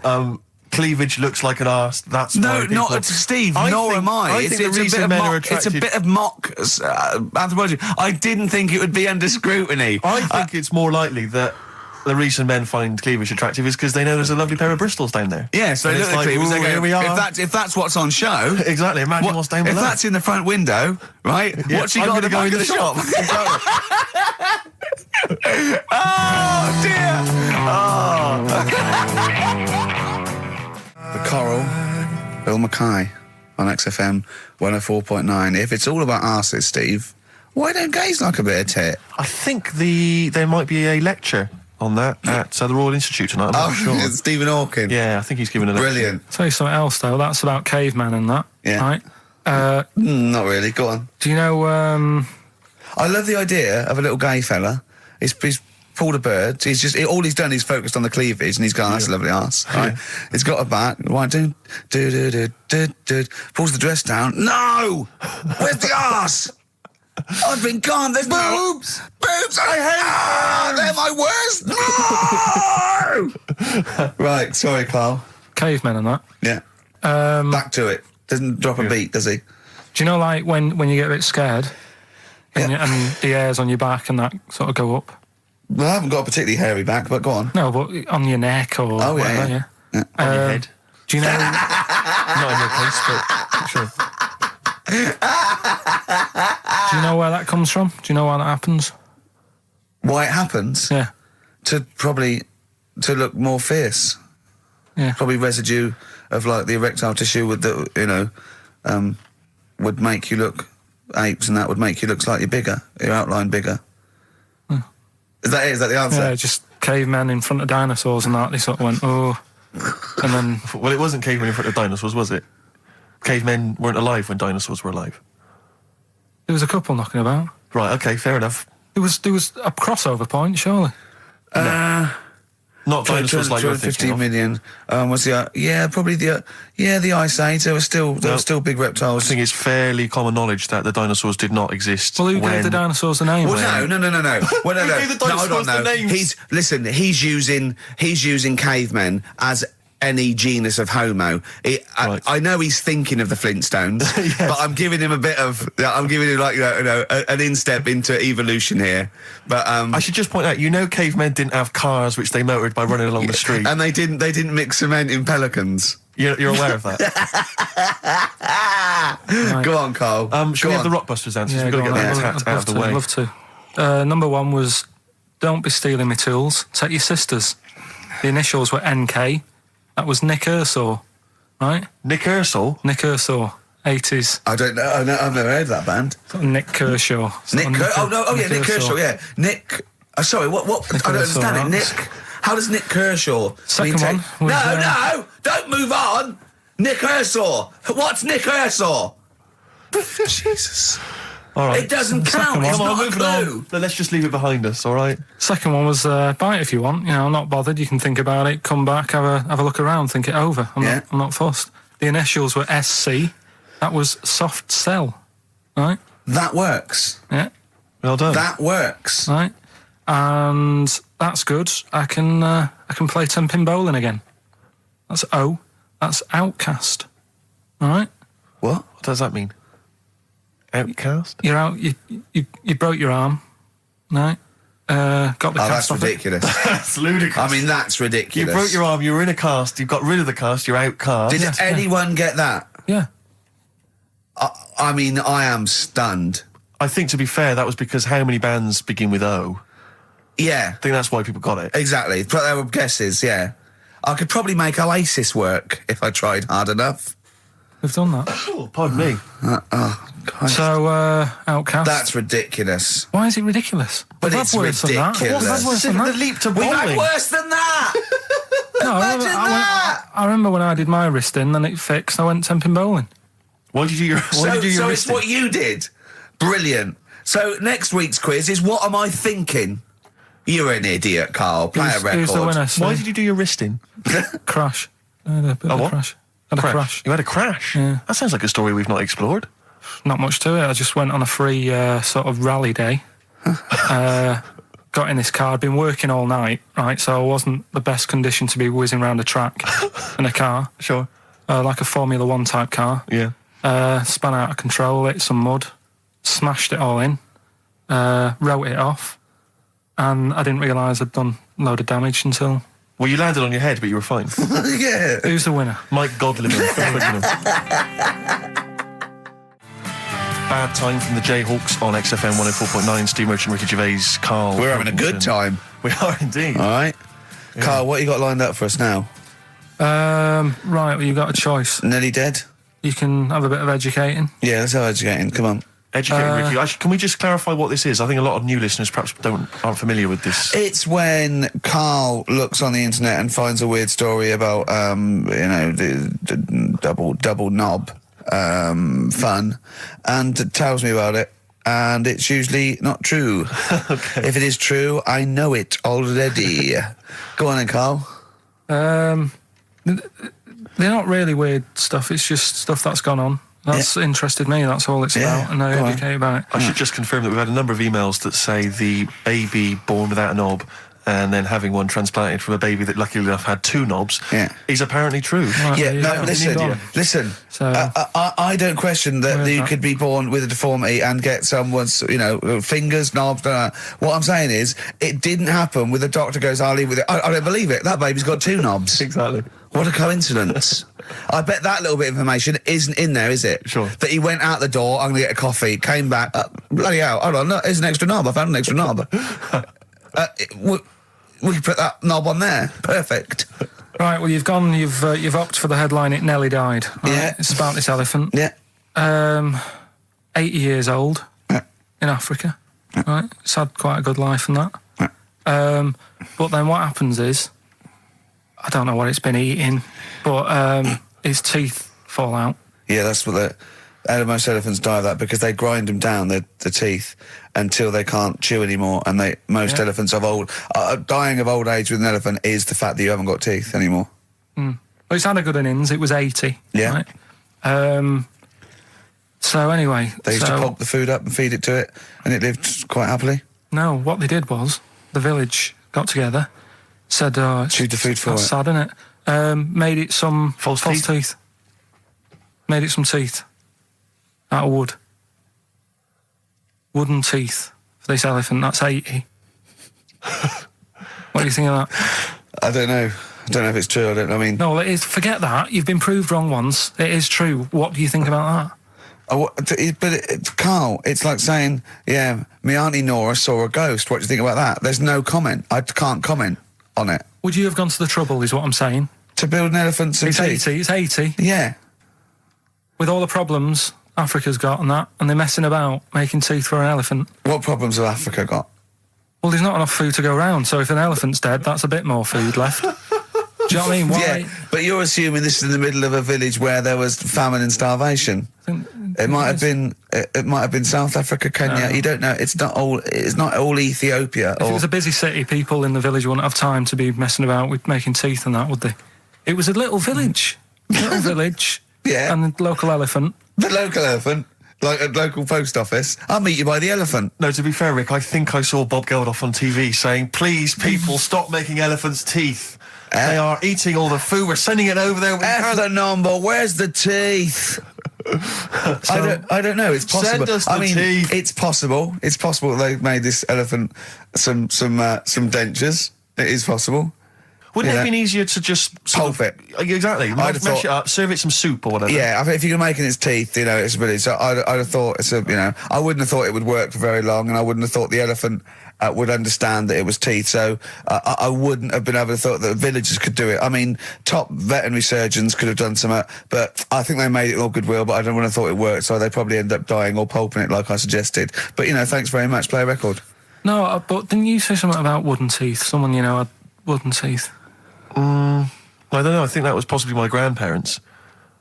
They had wooden teeth. Yeah. Well, I don't know if it was wooden. I think the palate was wood, and then the teeth were as you would normally That's expect. like from the 16th century, though, isn't it? Well, it was the 1940s. They used to hammer them in without anaesthetic. Really? Yeah. Just put into the roots. It wouldn't. Oh God. That's a rubbish time, isn't it? To live. And other people's teeth, obviously dead people's teeth, you could replace it. Just bang it in for a while. Oh God, unbelievable. Oh dear. Play a record, Carl. If you've had teeth hammered into your gums. Placebo, English Summer Rain on XFM 104.9. Right, okay, you got the final educating Ricky, Carl? Get a load of this court case. Yeah. What happened was, right? Allegedly. Fella's in court for something that he shouldn't have done, right? Yeah. You got all the detail then at your fingertips. And the jury says he's guilty, right? And the judge went, what? He's not guilty. Off you go then, right? He misheard it. They couldn't do anything about it because once the judge has sort of said, you're not guilty, off you go. Off you go, you can go home. And the jury were like, what are you doing? They said he's guilty. And he's like... What do you think of the Thorns album? I'm quite a big fan, Rick. Yeah, I like that sort of old country sound. I know. I like compilation you made me. That was that sort of thing. Really good. The Jayhawks. Thanks for that, by the way. It was the hanging one, wasn't there? There was the hanging one that happened. Are you still here? What bands have you been checking out recently? Any new things? Just exploring all kinds of stuff. Obviously, I like dipping back into the old stuff. I'll tell you who I've been appreciating a lot recently, Rick. Billy Bragg. Oh, brilliant, yeah. Great guy. Isn't he playing He's playing in March, yeah. You might want to try and You heard check it about out. the hanging one when What's this the one? fella was... Sorry, mate, go on. When the fella was hung. Well And, on. He was hung, and So it was hung. He was hung by a rope. So isn't that no? I think it wasn't he a Chinese emperor? And wasn't he hung? Yeah. He was hung. Some fella who'd done something, they hung him. And, They wanted him. It's not a word anymore. He was hung. well, don't be doing that again, because you said squoze wasn't a word, and then I shown you a menu today that someone sent, and it said fresh orange. Yeah. Squoze. Inadvertent commas, and next to it was the word colour, spelt COLOR. So presumably either the American menu, right? In which case there's loads of American words that we don't use, or it's just a badly typed piece of work. Anyway, there was a bloke that was hung. He was hung and that, but he didn't die. Hung on that, he was definitely a Chinese. Hung on that, yeah. I remember him now, yeah. He didn't die, and they said, "Oh, just hang on a minute whilst we change the rope and that." And he stood there waiting, changed the rope. They tried to, do it again, and didn't work. It didn't work, right? So they got another rope, right? Didn't work, and then they had to let him go, because it's like there's a well-known saying or something from this thing. Yeah. Have you seen? Do you like "Oh My Car's On" by Tim Burton's new single? I don't know that I'm particularly It's familiar with brilliant. it. Can we play it a bit later? No. Yeah, can we play it? Let's play a record now, and we'll talk more a bit later. Yeah. Hey, can you, Carl? Would you shut up?